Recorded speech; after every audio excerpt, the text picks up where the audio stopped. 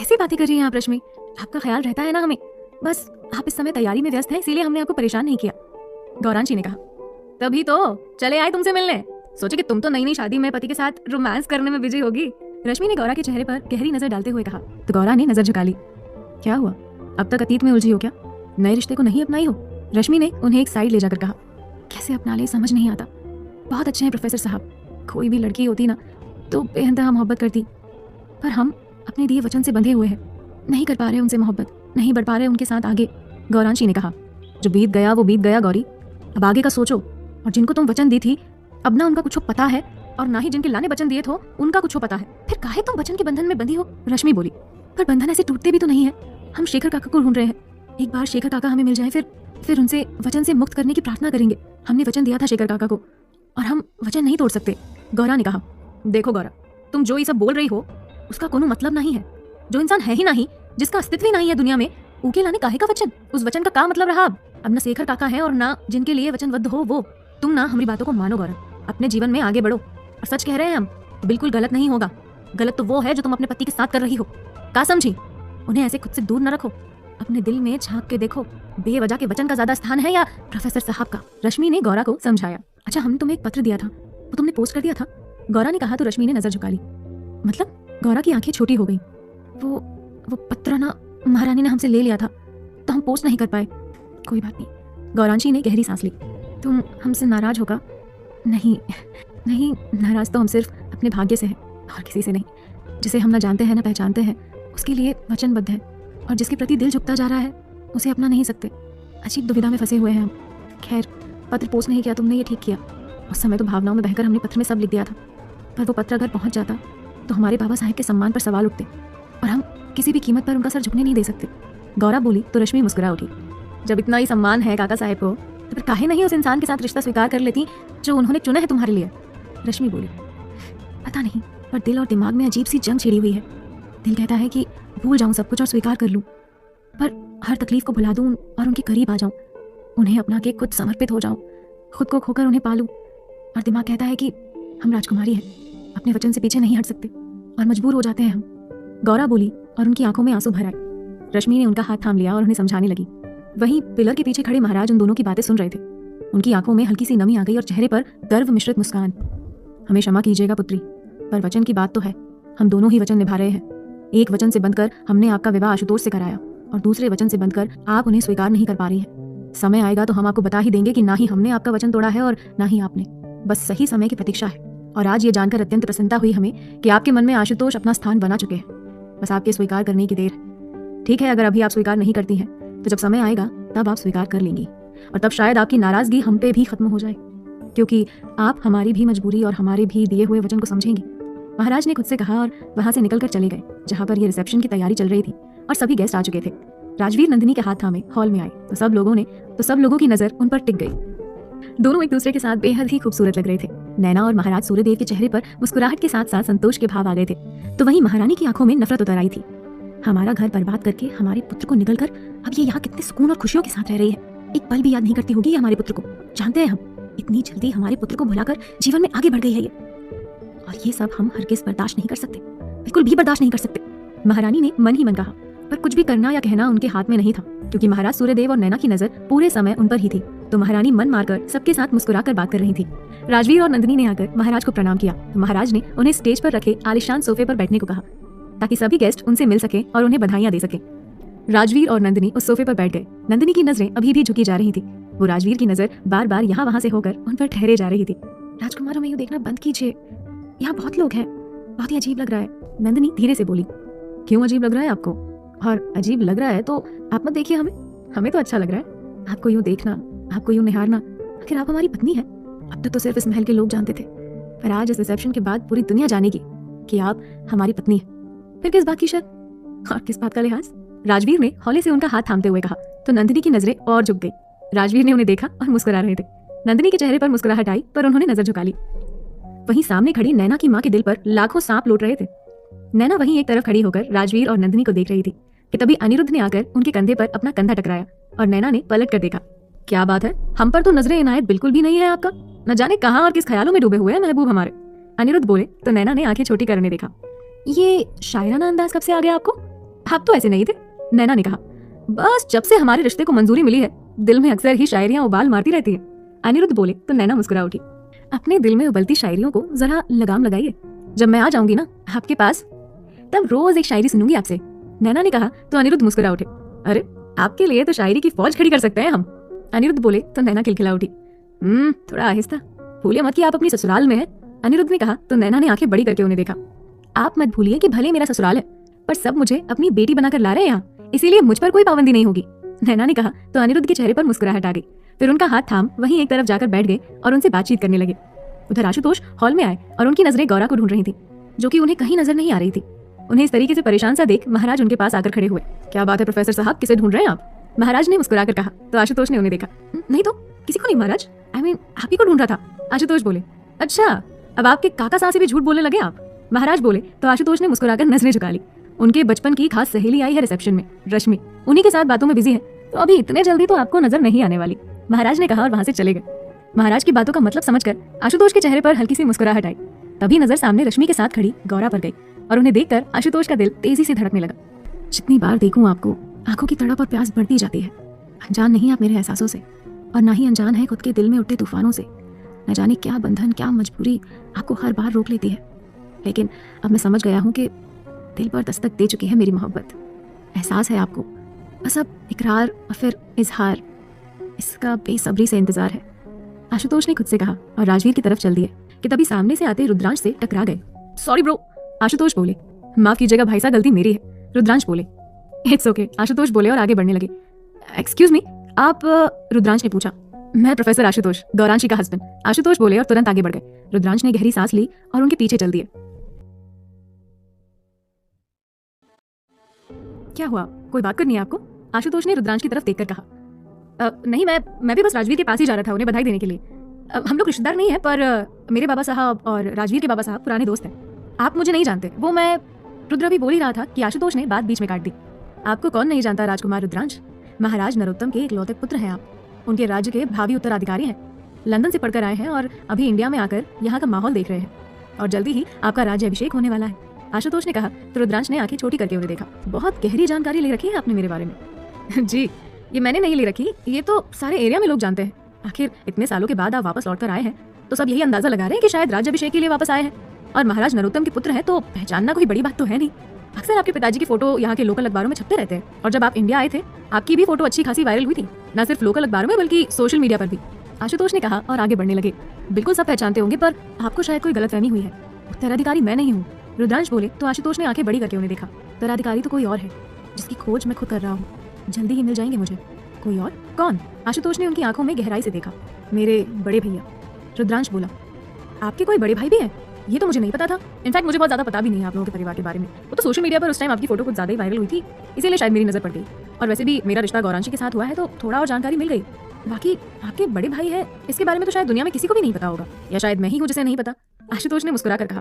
दुनिया के बारे में मुझे नहीं पता, पर जिन्हें पता होना चाहिए उन्हें पता है, और मैं बस इतना चाहता हूँ कि जिसका अधिकार है बस उसी को मिले, समय कितना भी लग जाए, रुद्रांश बोले।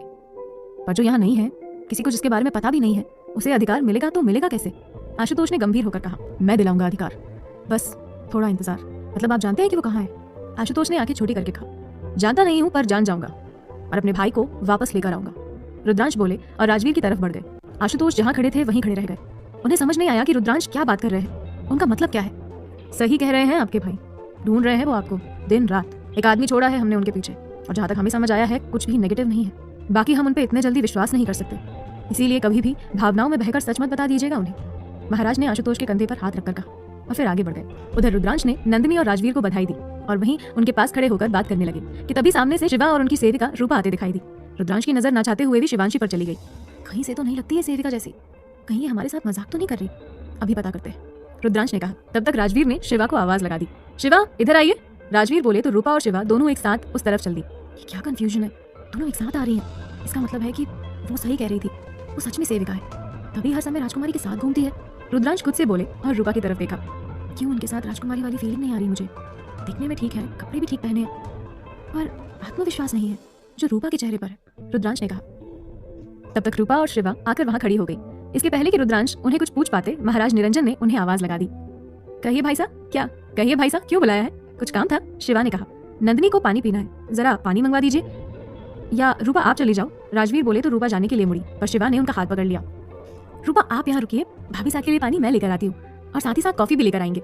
अब आज उनका खास दिन है तो इतना तो हम उनके लिए कर ही सकते हैं ना। शिवा बोली, आवश्यकता नहीं है, आप किसी सर्वेंट को बोल दीजिए, आपको करने की क्या आवश्यकता है। नहीं भाई साहब, हम करते हैं ना, और सच कह रहे हैं, हमको इस बात का बिल्कुल भी बुरा नहीं लग रहा है, इसीलिए आप बार बार यूँ परेशान मत होइए, अपनी भाभी साहब और आपके लिए इतना तो कर ही सकते हैं हम। शिवा बोली और वेटर की तरफ बढ़ गई।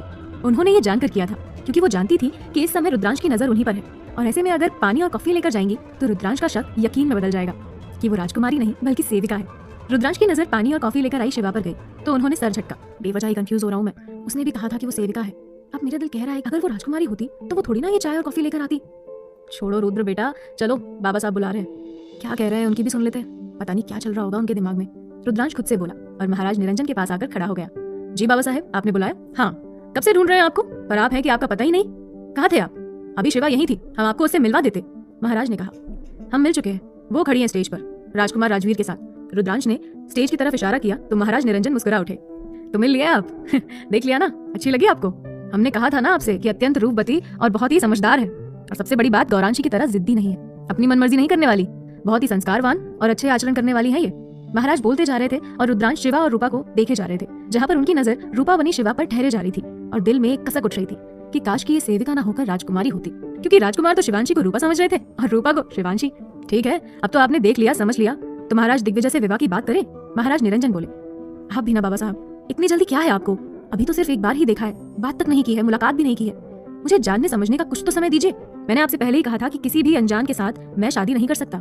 अच्छा ठीक है, हम आज बात कर लेते हैं, ताकि आगे कभी आप उनसे मिलना चाहें तो मिलने में कोई पाबंदी ना हो। मिल लीजिए एक दो बार, जान लीजिए उनको, समझ लीजिए, पर ये मत भूलिए कि वो एक राजकुमारी है और आप एक राजकुमार। सामान्य कॉलेज के लड़की लड़की नहीं है आप कि डेट प्लान करेंगे। एक दो बार मिलकर हमें अपना फैसला बता दीजिएगा, और वैसे तो हम फैसला ले ही चुके हैं, बस आपकी तसल्ली के लिए ये सब कर रहे हैं हम। निरंजन ने कहा तो रुद्रांश की आंखें छोटी हो गई।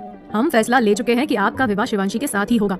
गौरांशी के विवाह के समय पर महाराज दिग्विजय ने हमसे इस बारे में बात की थी, पर तब हम गुस्से में थे तो हमने मना कर दिया था, पर आज मौका देखकर हम बात कर लेंगे, इसीलिए खुद को मानसिक रूप से तैयार कर लीजिए। निरंजन ने कहा और फिर महाराज दिग्विजय की तरफ चल दिया। यार ये राजकुमार होना इतना खराब क्यों होता है, इससे तो अच्छा मैं नॉर्मल इंसान होता, कम से कम आप अपनी मनमर्जी तो कर सकते, और यहाँ तो लाइफ पार्टनर भी अपनी मर्जी से नहीं चुन सकते, पढ़ाई लिखाई आप अपनी मर्जी से नहीं कर सकते। बाबा साहब ने डिसाइड कर लिया कि लंदन जाकर पढ़ना है तो लंदन जाकर पढ़ना है, उन्होंने डिसाइड कर लिया कि राज्याभिषेक करवाना है, राजा बनना है तो करना ही पड़ेगा। I just hate this kind of things. इससे तो अच्छा रहता कि मैं वापस ही नहीं आता। रुद्रांश चिढ़ते हुए खुद से बोले कि तभी नजर सामने खड़े आशुतोष पर गई। वापस तो मुझे आना ही था, आखिर भैया का पता मुझे ही तो लगाना है, बाकी माँ साहेब और बाबा साहब तो मान ही चुके हैं कि वो इस दुनिया में नहीं है, पर मैं नहीं मानता, और जब तक उन्हें नहीं ढूंढ लेता तब तक चैन से नहीं रहूंगा। एक बार उन्हें ढूंढकर उनका सब कुछ उन्हें सौंप दूं, फिर चला जाऊंगा लंदन, भले हमेशा के लिए, और जीऊंगा अपनी फ्रीडम किसी भी बंधन के बिना। रुद्रांश ने खुद से कहा और फिर बाकी लोगों से मिलने चले गए। आशुतोष की नजर गौरा पर ही थी, जो कि अभी भी रश्मि से बात करने में लगी हुई थी। गजब है गौरी भी, सहेली क्या मिल गई, अपने पति और परिवार को ही भूल गई, सिर्फ उसी के साथ बातें करने में लगी हुई है। ये भी नहीं सोच रही कि उनके प्रोफेसर साहब कब से उनका इंतजार कर रहे होंगे। आशुतोष ने खुद से कहा। महाराज निरंजन, जो कि बहुत देर से आशुतोष को देख रहे थे, वो रुद्रांश के पास आकर खड़े हो गए। क्या हुआ बाबा साहब, रिश्ता तय कर आए क्या? रुद्रांश ने उन्हें तंग करते हुए कहा, तो निरंजन ने उन्हें घूर कर देखा। रिश्ते इस तरीके से तय होते हैं क्या? मजाक करते रहते हैं हमारे साथ, भूलिए मत, बाबा साहब हम आपके। निरंजन ने कहा, अरे अभी तो आपने कहा था कि मौका मिलते ही महाराज दिग्विजय से बात करेंगे, हमारा रिश्ता तय कर देंगे, मुझे लगा शायद रिश्ता ही तय करके खुशखबरी सुनाने आए हैं आप मुझे। रुद्रांश ने कहा, अपनी ये फालतू की बकवास बंद कीजिए, समझ नहीं आता आपके अंदर समझदारी कब आएगी। निरंजन ने कहा तो रुद्रांश मुस्कुरा उठे। अच्छा ठीक है, सॉरी, मजाक कर रहा था। अब बताइए, क्या आपको कुछ बात करनी थी? ये प्रोफेसर आशुतोष, निरंजन बोले तो रुद्रांश ने आशुतोष की तरफ देखा और वापस से निरंजन को देखा। हाँ तो क्या हुआ, कुछ बात है क्या, कुछ गलती की क्या उन्होंने, कुछ गुस्ताखी की क्या? रुद्रांश ने हंसते हुए कहा, आप कभी सीरियस होंगे या नहीं? निरंजन ने कहा तो रुद्रांश ने ना में गर्दन हिला दी। रुद्र हम कह दे रहे, फिर मत कहिएगा कि इतने लोगों के बीच में आपका अपमान कर दिया हमने। अगर गुस्सा दिलाया ना तो। कहते कहते निरंजन रुक गए। ओके ओके सीरियस, और हाँ सॉरी बाबा साहब, नाराज ना होइए प्लीज, बस आज मन बहुत खुश है, इसीलिए थोड़ा सा मस्ती का मूड है। खुश तो होंगे ही ना, शिवा जो मिल गई है आपको, कहा था ना हमने कि आप देखेंगे तो आपको देखते ही पहली नजर में भा जाएंगी वो।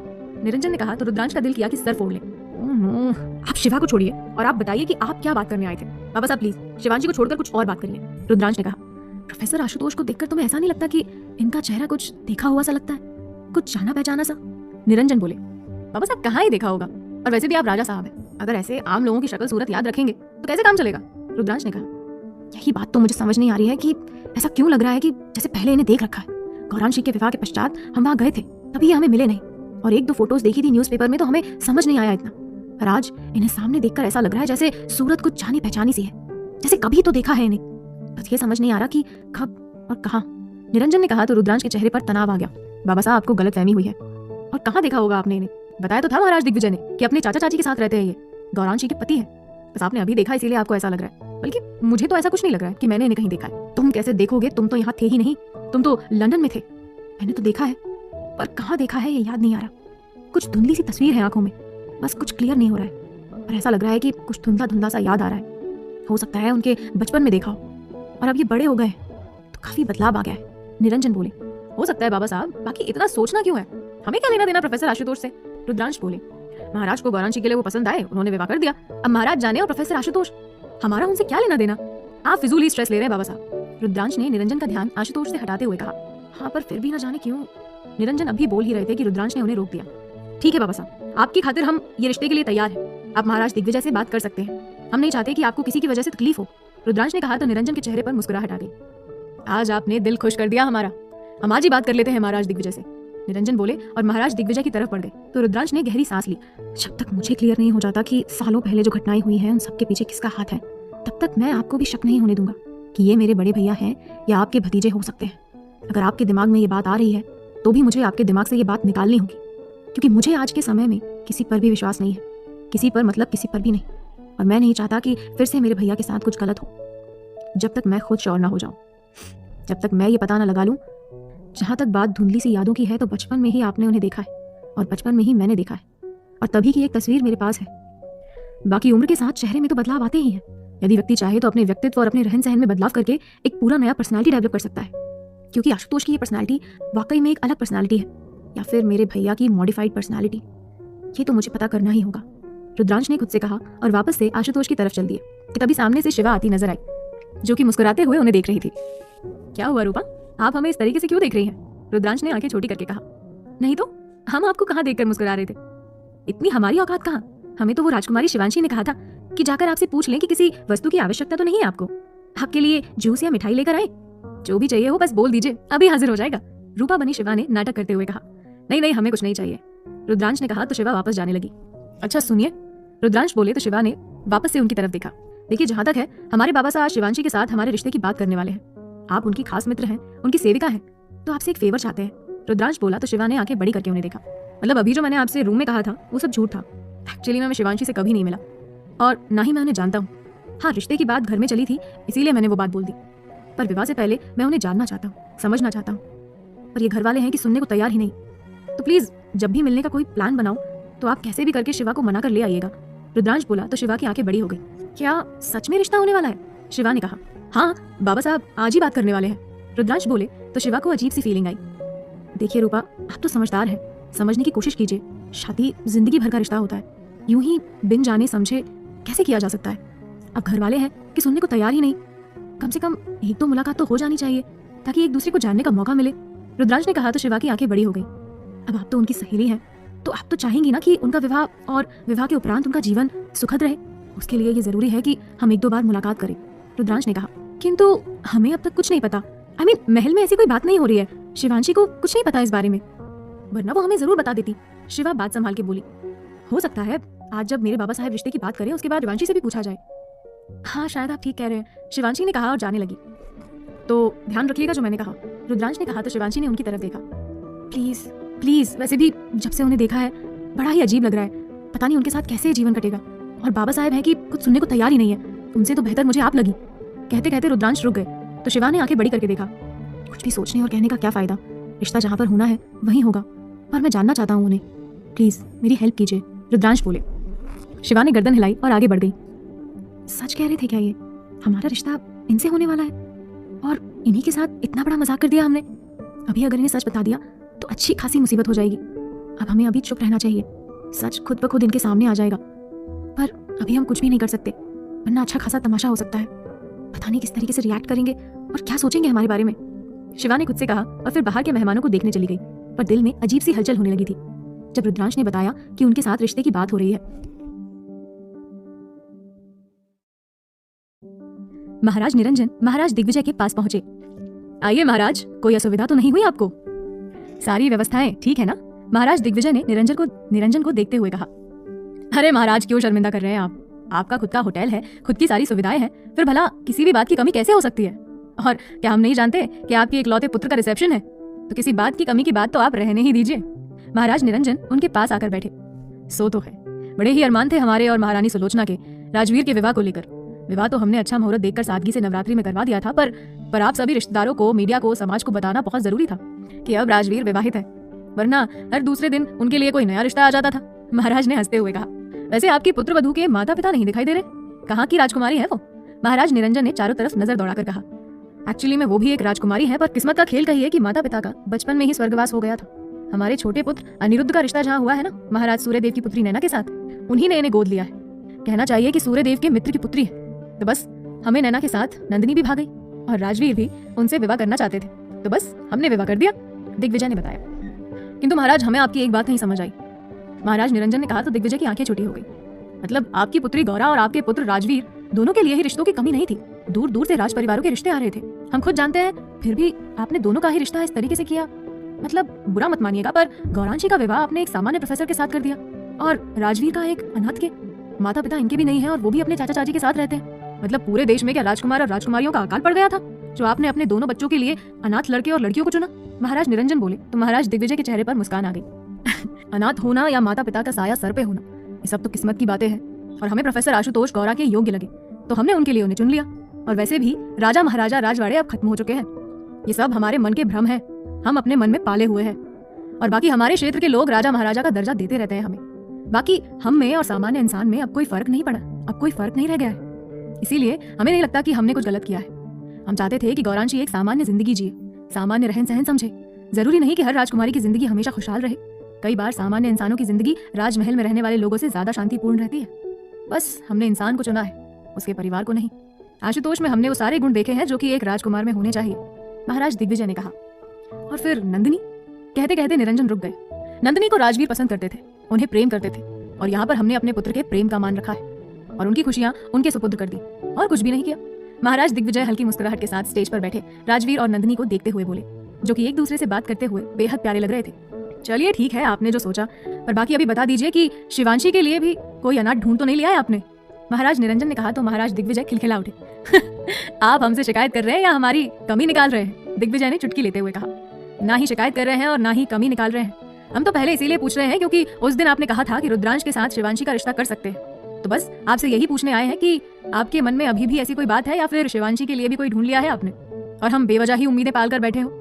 महाराज निरंजन ने कहा, हमने तो आपसे पहले भी कहा था कि शिवा अभी छोटी है, हमने उनके विवाह के बारे में नहीं सोचा है, बस आपके सामने उस प्रस्ताव को रखा था।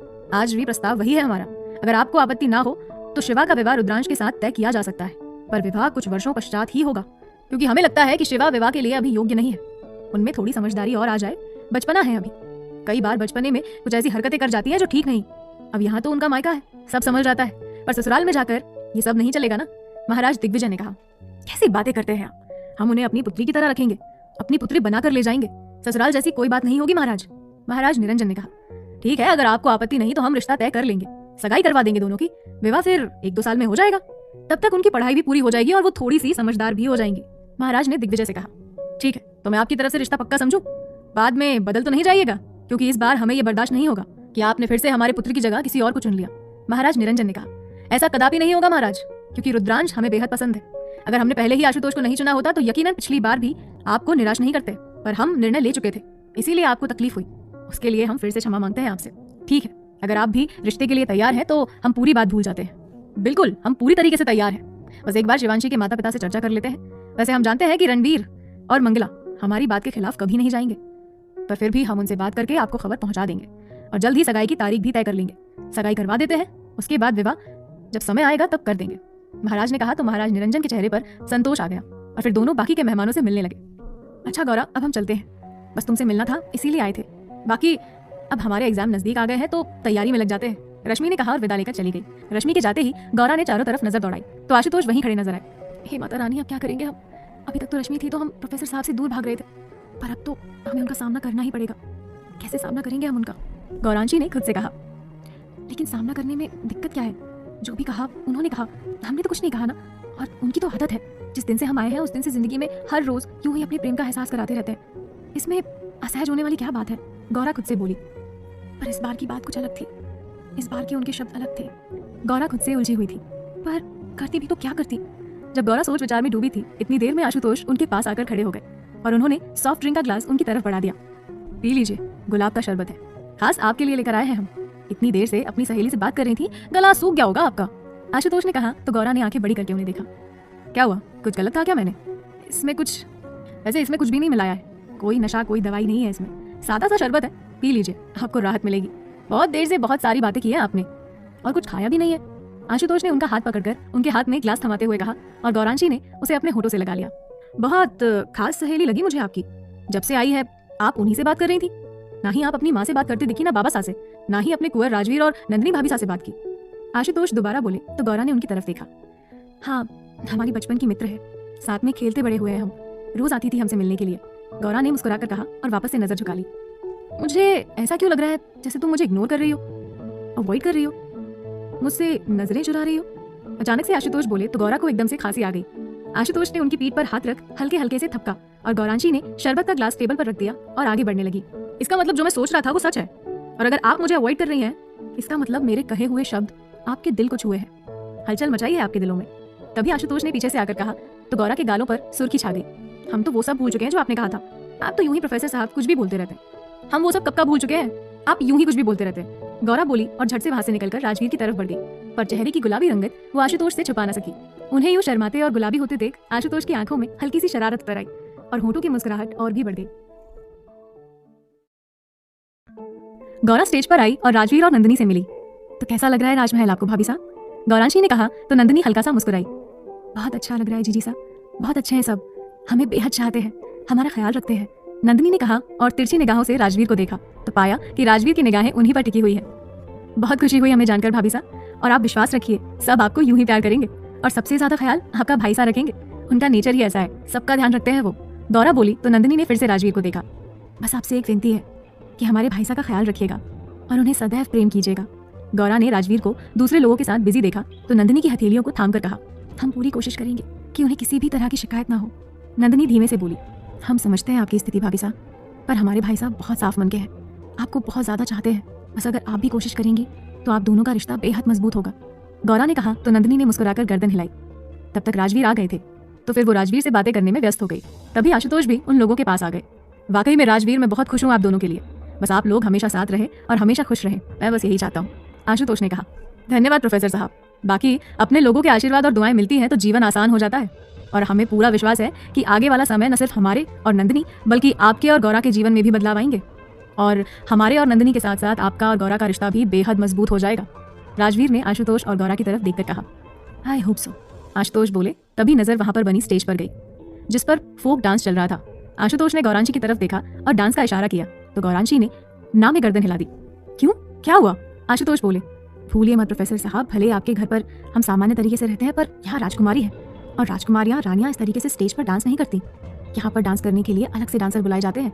गौरा ने कहा तो आशुतोष के चेहरे पर मुस्कान आ गई। चलिए कोई नहीं, पर आज आपको मेरे साथ डांस तो करना ही पड़ेगा, आशुतोष ने कहा। पर हमने कहा ना प्रोफेसर साहब, ये नहीं हो सकता, गौरी बोली। आप बस वादा कीजिए कि डांस करेंगी, बाकी इंतजाम हम खुद कर लेंगे। ठीक है, जैसी आपकी मर्जी, गौरा ने कहा और फिर महाराज की तरफ बढ़ गई क्योंकि आशुतोष का अंदाज आज उन्हें बदला बदला सा लग रहा था। गौरा जाकर महाराज दिग्विजय और महारानी सुलोचना के पास खड़ी हो गई तो महाराज ने मुस्कुराकर प्यार से उनके सर पर हाथ रखा। आखिर मिल ही गई हमारी पुत्री को हमारे पास आने की फुर्सत, महाराज ने कहा। बाबा साहब, आपको हमसे हमेशा ही शिकायत रहती है ना, आपकी अपेक्षाओं पर हम कभी खरे नहीं उतर पाते, गौरा ने भारी आवाज में कहा। अरे पर हमने तो ऐसा कुछ नहीं कहा आपसे, महाराज ने सीरियस आवाज में कहा। नहीं मतलब हमें हमेशा यही लगता है कि आपने जो चाहा वो हम नहीं कर पाए। हम राजवीर भाई साहब की तरह आपकी बातें नहीं सुनते और ना ही शिवा की तरह आपकी हाँ में हाँ मिलाते हैं। हम अक्सर विरोध करते हैं, फिर चाहे आपका हमें लंदन भेजने का निर्णय हो या फिर हमारे विवाह का, हमने हमेशा विरोध जताया है। इस बात के लिए आपको नाराजगी तो होती होगी ना बाबा साहब, गौरांशी ने उनकी आंखों में देखकर कहा। नहीं, बिल्कुल नाराजगी नहीं होती, क्योंकि हमें आपके अंदर हमारा खुद का अक्स दिखाई देता है। हम भी कोई बात बिना सोचे समझे नहीं मानते, हर बात पर हम भी तर्क वितर्क करते हैं, और जब बात हमें सही लगती है हम तभी उसे मानते हैं। और जब आप इस तरीके से अपना पक्ष रखती हैं और हमारे साथ तर्क करती हैं तो यकीन मानिए हमें बहुत खुशी होती है। हम जैसा चाहते थे आप बिल्कुल वैसी ही है राजकुमारी गौरा, महाराज ने कहा तो गौरा ने उनकी तरफ देखा। आप एकदम दृढ़ निश्चयी अपनी बात मजबूती से रखने वाली और हर दिए वचन को निभाने वाली है, जो कि हमारे राजघराने की विशेषता है। महाराज ने मुस्कुराकर कहा, वचन देना अलग बात है बाबा साहब, पर वचन सिर्फ राजा, महाराजा या फिर राजकुमार ही निभा पाते हैं। राजकुमारियां और रानियों के हिस्से वचन देना तो आता है, किंतु वे निभा नहीं पाती। गौरांशी हल्की सी भावुक हो गई। आप हर बात में इतना क्यों सोचती है गौरा? जो इंसान नहीं होते उन्हें दिए वचन का भी कोई मोल नहीं रह जाता। खुश रहा कीजिए गौरा, अपने जीवन में आगे बढ़िए, पुरानी बातों को पीछे भूल जाइए। अगर कुछ वचन आपने पहले शेखर काका को दिए थे तो कुछ वचन आपने आशुतोष को भी दिए हैं। महाराज ने कहा तो गौरा ने नासमझी में उनकी तरफ देखा। विवाह की वेदी पर बैठे हुए उनका हाथ थामकर आपने कुछ वचन दिए थे उन्हें, और उन वचनों की भी कोई कीमत है, तो क्या पुराने दिए वचनों की वजह से आज के वचनों को विसरा देंगी आप? महाराज ने कहा तो गौरा ने नजर उठाकर देखा। पिता है हम आपके, और एक बात का हमेशा विश्वास रखिए कि हम कुछ भी ऐसा नहीं करेंगे जो आपके लिए हितकारी ना हो। आपके लिए हमेशा बेहतर सोचते हैं हम, और ये सिर्फ हमारी बात नहीं कर रहे हम। हर माता पिता अपने संतान के लिए अच्छा ही सोचते हैं, वो उसको एक अच्छी जिंदगी देना चाहते हैं, और वही कोशिश हमने भी की है गौरा। और इस बात को आप भी समझ रही होंगी कि आशुतोष को हमने आपके लिए चुनकर कोई गलती नहीं की है। महाराज बोले तो गौरा ने अजीब सी नजरों से उनकी तरफ देखा। सच कह रहे हैं ना हम? अब तो आप भी उन्हें जानने लगी हैं, समझने लगी हैं। अब तो आपको शिकायत नहीं होगी कि हमने आपका विवाह एक राजकुमार से न करके एक सामान्य इंसान से कराया, क्योंकि आशुतोष किसी भी राजकुमार से कई गुना बेहतर है। महाराज बोले, जी बाबा साहब, आप बिल्कुल सही कह रहे हैं, पर न जाने क्यों अभी भी दिल पर एक बोझ है। अपने दिल के बोझ को एक तरफ रख दीजिए, शांत चित्त से सोचिए, आपको आपके हर सवाल का जवाब मिल जाएगा। शायद ये भी कि क्या चीज़ ज़्यादा ज़रूरी है, कौन सा इंसान आपकी ज़िंदगी में ज़्यादा महत्व रखता है, जिसे आपने कभी देखा तक नहीं, या फिर वो जो आपके जीवन में आपके साथ हर कदम पर चल रहा है। महाराज ने गौरा को समझाया। गौरांशी सोच विचार में डूब गई। उसके बाद वो महारानी सुलोचना, महारानी मंगला और शिवा के साथ बातचीत करने में व्यस्त हो गई। रिसेप्शन का प्रोग्राम अच्छे से समाप्त हो गया और सब लोग अपने अपने कमरे में आराम करने चले गए। आज रात में सबके रुकने का इंतजाम इसी होटल में किया गया था। महाराज दिग्विजय का पूरा परिवार भी यहीं था, और महाराज निरंजन और रुद्रांश भी अपने कमरे में ठहरे हुए थे। आशुतोष और उनका परिवार भी अलग अलग कमरों में ठहराया गया था, क्योंकि रिसेप्शन का प्रोग्राम होते होते अच्छी खासी रात हो गई थी। ये प्रोफेसर साहब कहीं नजर नहीं आ रहे। गौरा ने शिवा की तरफ देखा और कहा, जीजा साहब शायद अपने कमरे में चले गए होंगे, हमने उन्हें वहीं जाते हुए देखा था। और वैसे भी अब आप भी आराम कीजिए ना, सब लोग जा चुके हैं, आप भी थक गई होंगी। शिवा ने कहा, ठीक है। गौरा ने कहा तो शिवा भी अपने कमरे में चली गई। गौरा धीरे धीरे कमरे की तरफ बढ़ने लगी और दिल की धड़कनें अजीब सी लय में चलती रही। एक तो आज आशुतोष का अलग व्यवहार और अलग नजरें हमें बेचैन कर रही हैं। उस पर उन्हें आज पहली बार आशुतोष के साथ अकेले कमरे में रहने में न जाने क्यों बेचैनी महसूस हो रही थी। हम भी बेवजह सोच रहे हैं, थकान हो गई होगी तो प्रोफेसर साहब अब तक सो ही गए होंगे। और वैसे भी हमने अभी थोड़ी देर पहले ही तो यही बात सोची थी कि ये सब उनके मन की बातें हैं, और वो तो हमेशा बोलते रहते हैं, हमें इतना असहज होने की आवश्यकता नहीं है। गौरा ने खुद से ही कहा और दरवाजे की तरफ बढ़ी। दरवाजे पर हाथ लगाया कि फिर से आशुतोष के कहे शब्द उनके कानों में गूंज उठे। एक खूबसूरत सा ख्वाब आजकल आकर पलकों तले, एक मधुर मनोहरी सी हलचल इस दिल में मचा जाता है। पुष्प लता सी कमसिन गौरी ये मणिबंध आपकी, अति कोमल सुवासित की, थामने को दिल मचल जाता है। गौरा का चेहरा फिर से तप उठा। उन्होंने दरवाजा खोला तो उनकी आंखों में हैरानी फैल गई। कहा तो वो सोच रही थी कि अब तक आशुतोष सो गए होंगे, पर यहाँ आशुतोष अपनी अलग ही तैयारियों में लगे हुए थे। सारा रूम एक अलग ही तरीके से डेकोरेटेड था। वैसे भी वो एक रॉयल होटल था, तो उसका हर एक रूम शानदार ही था। उस पर थोड़ी सी तैयारी आशुतोष ने अपनी तरफ से कर रखी थी। म्यूजिक सिस्टम को सेट कर रहे थे कि तभी गौरा कमरे में दाखिल हुई। अरे गौरी, आ गई आप? कब से इंतजार कर रहा हूँ मैं आपका, आशुतोष ने गौरांशी की तरफ देखकर कहा। लेकिन हम तो सोच रहे थे कि अब तक आप सो गए होंगे, आप अब तक जाग रहे हैं प्रोफेसर साहब, और ये क्या कर रहे हैं आप? इरादे तो नेक है ना आपके, अन्यथा हम शिवा के कमरे में जाएं। गौरा ने मुस्कुराते हुए ड्रेसिंग के सामने आकर कहा। तो आशुतोष ने आगे बढ़कर उनका हाथ थामा और उन्हें खुद के करीब ले आए। कहा है ना आपकी असहमति और इच्छा के विरुद्ध कुछ भी नहीं होगा, तो डर क्यों रही हैं? डर नहीं, बस आजकल आपके रंग ढंग बदल रहे हैं। जब इतनी खूबसूरत और अपीलिंग बीवी हो किसी की और वो तारीफ के दो शब्द भी ना कहे, ये तो ठीक नहीं। आशुतोष बोले और गौरा मुस्कुरा उठी। वादा किया था ना आपने कि मेरे साथ डांस करेंगी, तो बस उसी की तैयारी कर रहा था। आशुतोष ने उनकी आंखों में देखा। रियली? गौरांशी ने आंखें बड़ी करके कहा। सच में आज अंदर का डांसर उछल कूद मार रहा है मेरे, बस एक परफेक्ट पार्टनर साथ मिल जाए तो आज थोड़ा सा दिल को सुकून आ जाए। आशुतोष हल्के फुल्के अंदाज में बोल रहे थे तो गौरा मुस्कुरा उठी। और अब वो असहज भी नहीं थी, क्योंकि आशुतोष का व्यवहार नॉर्मल था। पहले की तरह एकदम गहराई भरी बातें नहीं कर रहे थे। ठीक है, आपकी इतनी इच्छा है तो हम कर लेंगे डांस, लेकिन सिर्फ एक सॉन्ग पर, ठीक है ना? ज्यादा नहीं प्लीज। हाँ, गौरा बोली। जो हुक्म राजकुमारी। आशुतोष ने उनकी खुली कमर पर हथेलियां रख दी और उन्हें थोड़ा और करीब किया, और उसी के साथ गौरा के हाथ आशु के कंधों पर चले गए। म्यूजिक शुरू हुआ और एक सईद कादरी का लिखा हुआ शानदार सॉन्ग बज उठा। आशुतोष ने एक स्टेप में गौरा को खुद से दूर किया और अगले ही पल एक झटके से खुद को उनके करीब कर लिया। गौरा ने आंखें बड़ी कर उन्हें देखा तो आशुतोष ने उनके गाल को मुस्कुरा के छुआ। और डांस शुरू किया। बरसों हो गए बिछड़े हमको, फिर आज उनसे मुलाकात होगी, इधर उधर की बातें होंगी। गौरा ने भी मुस्कुरा के उनका साथ देना शुरू कर दिया। आशुतोष ने उनकी आंखों में देखते हुए लिपसिंग की तो गौरा एक पल को खो गई उनकी गहरी भूरी आंखों में। आशुतोष ने एक स्टेप में उन्हें झटके के साथ अपने बेहद करीब करके कहा। दोनों के लबों के बीच सिर्फ इंच भर का फासला था और गौरा का चेहरा सुर्ख हो गया था, साथ ही उनकी धड़कनें भी बेकाबू हो रखी थी। बस प्रोफेसर साहब, गौरा ने धीमे से कहा। पर अभी सॉन्ग खत्म नहीं हुआ। आशुतोष ने उन्हें घुमाया और उनकी पीठ को अपने सीने से लगा लिया, अपने हाथों से उनकी बैली पर कस दिया और गौरा ने आंखें बंद कर ली। एक सुकून सा दिल को इस पल महसूस हुआ। तभी उन्हें अपने कानों में आशु की हल्की लेकिन बेचैन और मदहोशी भरी आवाज़ सुनाई दी, जो कि सॉन्ग के साथ ही चल रही थी। आशुतोष ने उन्हें वापस घुमाया और उनकी आंखों में देखा। आशुतोष की आंखें भर आईं और गौरा एक पल को भावुक हो गई, पर तुरंत दोनों ने खुद को संभाला और आगे की स्टेप करने लगे। तुम्हें देखने से मिले दिल को राहत, दे सुकून मुझे तेरी गुर्बत। न जाने कब गौरा को भी पता नहीं चला और वो आशुतोष के सीने से लग गई। उनकी हथेलियां आशुतोष की पीठ पर सख्ती से कस गईं और आंखें सुकून के लम्हे में खुद ब खुद बंद हो गई। आशुतोष भी इस पल में मानो सब कुछ भुला बैठे थे। कुछ पल गौरा को सीने से लगाए रखा और फिर उनके चेहरे को हथेलियों में भरकर उनके माथे पर अधर रख दिए। गौरा के चेहरे पर बिखरी सुकून भरी मुस्कुराहट देख उनके दिल में भी सुकून उतर आया, उनके दिल में भी सुकून उतर आया। और इस लम्हे में न जाने किस सम्मोह में बंधे उन्होंने गौरांशी के गालों को भी हौले से चूम लिया। इस बार भी गौरांशी ने आंखें नहीं खोली तो आशुतोष धीमे से उनके होंठों पर झुक गए। आशुतोष के लब गौरा के लबों को खुद में कैद किए धीमे धीमे आशुतोष के प्यार और उनकी बेताबी को बयां कर रहे थे। उस पल में गौरा भी जैसे खो सी गई और आशुतोष के प्यार को अब कुछ पलों बाद जैसे ही गौरा को होश आया, उन्होंने एकदम से आंखें खोल दी। आशुतोष की आंखें इस पल में बंद थीं और वो पूरी शिद्दत और बेहद प्यार से गौरा के लबों को चूमे जा रहे थे। गौरा की आंखों में आंसू भर आए और एकदम से उन्हें अपने और आशुतोष की नज़दीकी का एहसास हुआ। तो ना जाने क्यों एक आत्मग्लानि उनके मन में आई और उन्होंने एक झटके से आशुतोष को खुद से दूर कर दिया। गौरा के दूर करते ही मानो आशुतोष भी उस जादू से आज़ाद हुए जो कि गौरा की नज़दीकी में उन पर छा गया था और उन्हें अपनी गलती का एहसास हुआ। गौरा की भरी हुई आंखें और लाल होते चेहरे को देखकर, गौरी वो मैं, आशुतोष बोलना चाह रहे थे पर गौरांशी ने हथेली आगे कर दी और तुरंत वहां से हटकर गुस्से में अपने गहने उतारकर फेंक दिए। गौरी रुकिए, आपको चोट लग जाएगी। आशुतोष ने उनकी नाजुक कलाई पर जड़ाऊ कंगन जबरदस्ती से खींचने पर आए निशान को देखते हुए उन्हें रोकना चाहा, पर गौरा ने उनकी एक ना सुनी। गहनों के बाद अपने बालों को खोलने लगी और यूं ही गुस्से और दुख के साथ अपना ब्लैंकेट ले बिस्तर के एक कोने में सिमट कर लेट गई। आशुतोष ने गहरी सांस ली और अपना सर झटका, म्यूजिक सिस्टम बंद कर वो भी दूसरी साइड आकर लेट गए। एक नजर गौरांशी पर डाली जो कि खुद को पूरी तरीके से कवर किए हुए थी। क्यों हो गया ये मुझसे?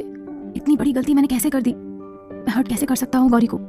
आशुतोष खुद से ही बोले कि तभी गौरी के सिसकने की आवाज उनके कानों पर पड़ी और उनकी मुट्ठी एकदम से कस गई। गौरी दुखी मत होइए प्लीज, आशुतोष खुद से बोले, पर गौरी का सिसकना जारी था। कुछ पल उन्होंने इंतजार किया गौरी के चुप होने का, पर जब उनकी सिसकियां और भी बढ़ गईं तो आशुतोष ने उनकी तरफ हाथ बढ़ाया और उनका हाथ पकड़कर अपनी तरफ घुमाया। गौरांशी ने भरी हुई लाल आंखों से उन्हें देखा और अगले ही पल आशुतोष ने खींचकर उन्हें अपने सीने से लगा लिया। छोड़िए हमें, गौरी ने विरोध करते हुए कहा। नहीं, बिल्कुल नहीं छोड़ सकता मैं आपको। जब आप दुखी हैं, वो भी मेरे कारण, तो ऐसे समय में आपको नहीं छोड़ सकता। जब तकलीफ मैंने दी है तो दर्द दूर भी मैं ही करूंगा। जब दर्द मैंने दिया है तो मरहम भी मैं ही लगाऊंगा। कुछ नहीं कर सकते आप हमें हर्ट करने के अलावा। मुझे कहिए ना, मुझे डांट सकती हैं, मुझे गुस्सा कीजिए, चाहे तो आप थप्पड़ भी मार सकती हैं। मैं बिल्कुल भी विरोध नहीं करूंगा, बिल्कुल भी नाराज नहीं होऊंगा। पर यूं दुखी होकर खुद को सजा मत दीजिए। बस प्यार है आपसे, इसीलिए एक पल को बहक गया था। आशुतोष बोले तो गौरी ने उनकी तरफ देखा। प्लीज गौरी, माफ कर दीजिए, या तो कोई सजा दे दीजिए, पर खुद को तकलीफ मत दीजिए। आशुतोष ने उनके गालों पर हाथ लगाकर कहा। तो गौरा ने कसकर उनकी शर्ट को दोनों हाथों से भींच लिया और एकदम से बिखर कर रोने लगी। क्या हुआ है? इतना दुखी क्यों हो रही हैं आप? गौरी प्लीज शांत हो जाइए, आपको इस तरीके से नहीं देख सकता मैं। और इतना भी कुछ नहीं हुआ, कपल हैं हम। शायद आपके दिल में भी मेरे लिए फीलिंग्स है, तभी आप रोक नहीं पाई मुझे। आशुतोष ने उनके बालों पर हाथ फिराकर कहा और उसके बाद गौरा ने कोई जवाब नहीं दिया। यूं ही आशुतोष के सीने से सिर टिकाए रोते रोते धीमे धीमे नींद में चली गई। आशुतोष ने भरी आंखों से उनके मलिन चेहरे को देखा और यूं ही उन्हें सीने से लगाए हुए धीमे धीमे वो भी नींद की आगोश में चले गए। सुबह हुई तो आशुतोष की नींद खुली और रात की घटना याद आई। ध्यान आया कि गौरी उनके पास नहीं है। वो जल्दी से उठकर बैठे और पूरे रूम में नजर डाली, पर गौरांशी कहीं नहीं दिखाई दी। बैल्कनी में देखा, बाथरूम में देखा, पर गौरा कहीं भी नहीं थी। तभी दरवाजे पर नॉक हुआ और आशुतोष ने दरवाजा खोला तो सामने अर्चिता खड़ी थी। भैया रेडी हो जाइए, अभी फिर हम लोगों को निकलना भी है, अर्चिता ने कहा। हम लोगों को निकलना है मतलब? आशुतोष बोले। क्यों, भाभी ने बताया नहीं आपको? उनका जरूरी केस था, आज उसकी हियरिंग डेट थी, इसके लिए वो अथर भैया और वैशाली भाभी के साथ निकल गई। अब आप, मैं, मम्मी पापा हम निकलेंगे, तो आप जल्दी रेडी हो जाइए, अर्चिता ने कहा। क्या गौरी निकल गई? आशुतोष बोले। हाँ निकल गई है। मुझे लगा आपको पता होगा। आपको नहीं बताया उन्होंने? अर्चिता ने अंदर जाते हुए कहा। हाँ बताया था, रात को शायद मेरे दिमाग से निकल गई। रात को देर से सोया था ना, तो मेरी नींद नहीं खुली, इसीलिए उन्होंने सुबह मुझे उठाया भी नहीं, आशुतोष ने कहा और अपने कपड़े लेके वॉशरूम में चले गए। अर्चिता उस रूम से बाहर निकलकर गार्डन में आई कि तभी सामने नजर रुद्रांश पर गई और अर्चिता के चेहरे पर अजीब से भाव आए। ये राजकुमार रुद्रांश यहाँ पर भी? कल रात भी देखे थे ये। शायद इतने लोगों के कारण बात नहीं की, पर अभी फिर से पूछताछ करेंगे ये। कैसे भी करके मुझे कमजोर नहीं पड़ना है। न जाने क्यों मुझे ऐसा लगता है कि मुझे बहन बनाने का, मुझसे नज़दीकी बढ़ाने का कारण सिर्फ एक ही है। उन्हें आशुतोष भैया के बारे में पता करना है, और मैं अभी उनके बारे में किसी को कुछ भी नहीं बता सकती। मैं सच जानती हूँ, पापा सच जानते हैं, उसके अलावा उनका सच तो हमारे परिवार में भी कोई नहीं जानता। फिर ये क्यों इतने उत्सुक है? इसके पीछे इनकी और इनके परिवार की कोई साजिश तो नहीं? अर्चिता ने खुद से ही कहा और रुद्रांश को नजरअंदाज करती हुई आगे बढ़ी कि रुद्रांश की आवाज उनके कानों में पड़ी। क्या बात है, अपने भाई को देखकर इग्नोर कर रही हो? रुद्रांश बोले तो अर्चिता ने उन्हें देखा। नहीं, ऐसा कुछ नहीं है, पर यहाँ आप राज परिवार के मेहमान हैं और मैं एक सामान्य लड़की, आपके साथ बातचीत यहाँ ठीक नहीं होगा। आपके परिवार वालों को, आपके पिताजी महाराज को शायद इस बात की आपत्ति ना हो जाए। अर्चिता बोली तो रुद्रांश ने आंखें सिकोड़ कर उन्हें देखा। अब हर किसी की सोच महाराज दिग्विजय जैसी तो नहीं होती ना, कि एक समान परिवार के लड़के के साथ अपनी राजकुमारी का विवाह कर दे। आपके पिताजी की सोच अलग भी हो सकती है, उन्हें शायद आपका एक सामान्य लड़की से बातचीत करना पसंद ना आए। अर्चिता ने कहा। हाँ, बात तो तुमने बिल्कुल सही कही, मेरे बाबा साहब की सोच बहुत अलग है, पर उन्हें सामान्य परिवार के लोगों से विवाह करने में आपत्ति है। बहन भाई के रिश्ते से कोई आपत्ति नहीं है, और तुम तो बहन हो मेरी, इसलिए परेशान क्यों हो रही हो? कुछ भी कहेंगे तो आपका भाई आपके सामने ढाल बनकर खड़ा रहेगा। रुद्रांश बोले तो अर्चिता के चेहरे पर मुस्कुराहट आई। अजीब सी बात है ना, अब तक तो यही देखते सुनते आए थे कि सामान्य परिवार की लड़कियां बड़े बड़े राजा महाराजाओं को राखी बांधती हैं और भेजती भी थी, और उन्हें अपना भाई बुलाती थी ताकि वक्त या जरूरत या मुसीबत पड़ने पर उनके वो सक्षम भाई मदद कर सके। आज पहली बार देख रही हूँ कि एक राजकुमार एक सामान्य लड़की को अपनी बहन बना रहे हैं। रिश्ते दिल से बनते हैं अर्चिता, और रिश्तों में छोटा बड़ा, अमीर गरीब, राजा रंग ऐसा कुछ नहीं होता, और ये हमारा आपसे दिल का रिश्ता है। अपने मन पर कोई बोझ मत रखिए। शायद आपको पता नहीं है, पर हमारी मंशा गलत नहीं है। न जाने क्यों तुमको देखकर मन में सिर्फ एक ही भाव आता है कि अगर मेरी बहन होती तो जरूर तुम्हारे जैसी होती। रुद्रांश बोले तो एक पल को अर्चिता उन्हें देखती रह गई और फिर मुस्कुरा उठी। मुझे भी बेहद खुशी है कि आपके जैसा भाई मिला। वैसे आप लोगों का क्या प्रोग्राम है? आप भी निकल रहे होंगे ना? अर्चिता ने कहा। हाँ, बस निकल ही रहे। बाबा साहब महाराज से मिलने गए हैं हमारा रिश्ता तय करने के लिए। ये तो बहुत खुशी की बात है, बधाई हो। आप दोनों की जोड़ी बहुत परफेक्ट लगेगी। बहुत ही समझदार, चंचल और बहुत ही खूबसूरत है राजकुमारी शिवांशी। हाँ शायद, रुद्रांश बोले। क्यों, आपने नहीं देखा या आप मिले नहीं क्या उनसे? कहिए तो मुलाकात करवा दूं? अर्चिता मुस्कुराकर बोली। नहीं, मुलाकात तो हुई कल रात, बातचीत भी हुई, देख लिया मैंने। बाकी वही बात है कि हम राजा राजकुमारों को अपनी चॉइस बताने की परमिशन कहाँ मिलती है? रिश्ते भी जैसे राजनीति हो, जहाँ से फायदा दिखे वहीं किए जाते हैं, रुद्रांश ने कहा। आप ठीक है? अर्चिता बोली। अच्छा चलिए मिलते हैं आपकी क्लिनिक में, अभी निकलना है, रुद्रांश ने कहा और अपने रूम में चले गए। उधर आशुतोष रेडी हुए और खुद को आईने के सामने खड़े होकर देखने लगे। आंखों के आगे बार बार रात का वही मंजर आ रहा था। गौरांशी का यूं दुखी होकर सोना उनकी आंखों में नमी ले आया। आपको अब सारा सच बताना ही होगा गौरांशी। वहां आते ही आपके मुंह से सारा सच जानना चाहता हूं मैं। क्या है आपकी तकलीफ? क्यों आप हर बार मेरी तरफ कदम बढ़ाकर फिर पीछे हट जाती हैं? क्यों आप खुद को रोक लेती हैं? क्यों आपके मन में इस बात का अफसोस होता है? क्या तकलीफ है? अब मुझे जानना है, और अब इस बार मुझे आप टाल नहीं सकती। आपको बताना ही होगा, क्योंकि कल मैंने भी महसूस किया है कि आपको चाहत है, आपके दिल में भी मेरे लिए प्यार है, फीलिंग्स है, बस आप स्वीकार नहीं कर पा रही हैं। बस ये जानना चाहता हूँ कि आखिर क्यों? आशुतोष ने कहा और तैयार होने के बाद सामान लेकर अर्चिता के रूम में चले गए और फिर वहां महाराज और महारानी से मिलकर वापस जयपुर के लिए निकल गए। उधर महाराज निरंजन का प्रस्ताव महाराज दिग्विजय ने रणवीर और मंगला को बताया तो उन लोगों को भी कोई आपत्ति नहीं हुई। तो कुल मिलाकर शिवांशी और रुद्रांश का रिश्ता तय कर दिया गया। एक हफ्ते बाद दोनों की सगाई करने का निश्चय हुआ, क्योंकि उसके बाद राजकुमार अनिरुद्ध और नैना का विवाह होना था। उससे पहले महाराज चाहते थे कि शिवांशी और रुद्रांश का रिश्ता तय हो जाए। शिवा ने जब सुना तो उनका चेहरा सफेद पड़ गया। उन्हें समझ नहीं आ रहा था कि वो अब रुद्रांश से कैसे बात करे और उन्हें सच्चाई कैसे बताएं, क्योंकि उनके पास कोई जरिया भी नहीं था उनसे बात करने का। जो भी होना था उन्होंने सब वक्त पर छोड़ दिया था। उन्हें फिक्र थी तो बस इतनी कि कहीं रुद्रांश उन्हें गलत ना समझे और उनसे नाराज ना हो जाए। महाराज निरंजन ने खुश होकर बताया कि उन्होंने रिश्ता तय कर दिया है, तो रुद्रांश के चेहरे पर कोई खुशी की भाव ना आए। क्या हुआ, आप खुश नहीं है क्या? महाराज निरंजन बोले। आप खुश है ना, तो हम भी खुश हैं। चलिए निकलते हैं, हम काफी समय हो गया है, रुद्रांश ने कहा और जाने लगे। आप एक बार चाहें तो शिवा से मिल सकते हैं, अभी वो यहीं पर है, निरंजन बोले। नहीं, आवश्यकता नहीं है। आपने जब एक हफ्ते बाद सगाई तय कर ही दी है तो सारी मुलाकातें और बातें उसके बाद ही करेंगे, क्योंकि बेवजह क्यों सीन क्रिएट करना है, रुद्रांश बोले और फिर निरंजन के साथ जाने लगे। उधर शिवा बेचैन थी तो उन्होंने रूपा से कहा कि कैसे भी करके मुलाकात कराई जाए ताकि वो रुद्रांश को सच बता सके और उनसे क्षमा मांग सके, पर रूपा रुद्रांश और शिवा की बात नहीं करा पाई। राजवीर के कक्ष में राजवीर एकटक नंदिनी को देख रहे थे, जो कि अब भी खूबसूरती से सजी हुई उनकी तरफ चेहरा करके बेफिक्री से सो रही थी। हमारे दिल में आग लगा के कितने सुकून से सो रही हैं आप, और सच कह रहे हैं, आप बेहद मासूम और प्यारी हैं। हर बार आप पर और भी ज्यादा प्यार आ जाता है, राजवीर ने धीमे से कहा। कि तभी नंदिनी ने अलसाई हुई सी आंखें खोली और उनकी तरफ देखा। राजवीर को खुद की तरफ यूं निहारते देख नंदिनी की पलकें झुक गईं। हो गई आपकी सुबह, राजवीर ने कहा तो नंदिनी ने उनकी तरफ देखा। क्षमा कीजिएगा राजकुमार, पता ही नहीं चला कब आग लग गई। सच कह रहे हैं, हम आपका इंतजार कर रहे थे, नंदिनी ने जल्दी जल्दी से हड़बड़ा के कहा। नंदिनी ने हल्की अंगड़ाई लेते हुए कहा तो राजवीर मुस्कुरा उठे और अपनी बाहें फैला दी और उनकी तरफ देखा। उनका इशारा समझकर नंदिनी उनके करीब आई और उनकी बाहों पर सर रख लिया। राजवीर ने उनकी कमर में दूसरा हाथ लपेट उन्हें खुद के और करीब कर लिया। समझ रहे हैं, हम बेहद थक गई होंगी आप कल, इतना बड़ा प्रोग्राम था, थकान तो होनी ही थी, इसीलिए क्षमा मांगने की आवश्यकता नहीं है। पति पत्नी है हम, एक दूसरे को नहीं समझेंगे तो कैसे चलेगा, राजवीर ने उनकी आंखों में देखते हुए कहा। और नंदिनी के चेहरे पर सुकून आ गया। आप सच में नाराज नहीं है ना हमसे, नंदिनी ने पूछा। अरे क्यों, क्या हो गया, हम भला आपसे क्यों नाराज होंगे, आपने नाराजगी वाली कोई हरकत की है क्या, राजवीर की आंखों में शरारत उतर आई। वो आपने रात को कहा कि आप फ्रेश होकर आ रहे हैं और हम आपका इंतजार करें, पर पता ही नहीं चला हमारी नींद कब लग गई। सच कह रहे हैं राजकुमार, हम आपका इंतजार कर ही रहे थे पर नींद आ गई। नंदिनी अभी बोल ही रही थी कि राजवीर ने उन्हें खुद के बेहद करीब कर लिया। सच कह रहे हैं हम राजकुमार। हाँ तो क्या हुआ, यदि आपको नींद आ गई तो कोई बड़ी बात नहीं है, आपकी जगह हम होते तो हो सकता है हम भी सो जाते। इतना परेशान होने वाली कौन सी बात है, बस आपको प्यार करने का इरादा था और वैसे भी आप हमारे हैं और आपका पूरा समय भी हमारा है, तो जब मर्जी होगी तब हम आपको कहते कहते राजवीर उनके चेहरे पर झुक गए। किंतु राजकुमार, नंदिनी अभी बोल ही रही थी पर उनकी आवाज बीच में ही रुक गई। किंतु राजकुमार, नंदिनी बोल ही रही थी कि उनकी आवाज बीच में ही रुक गई क्योंकि राजवीर के होंठ उनके सुर्ख होंठों पर चले गए।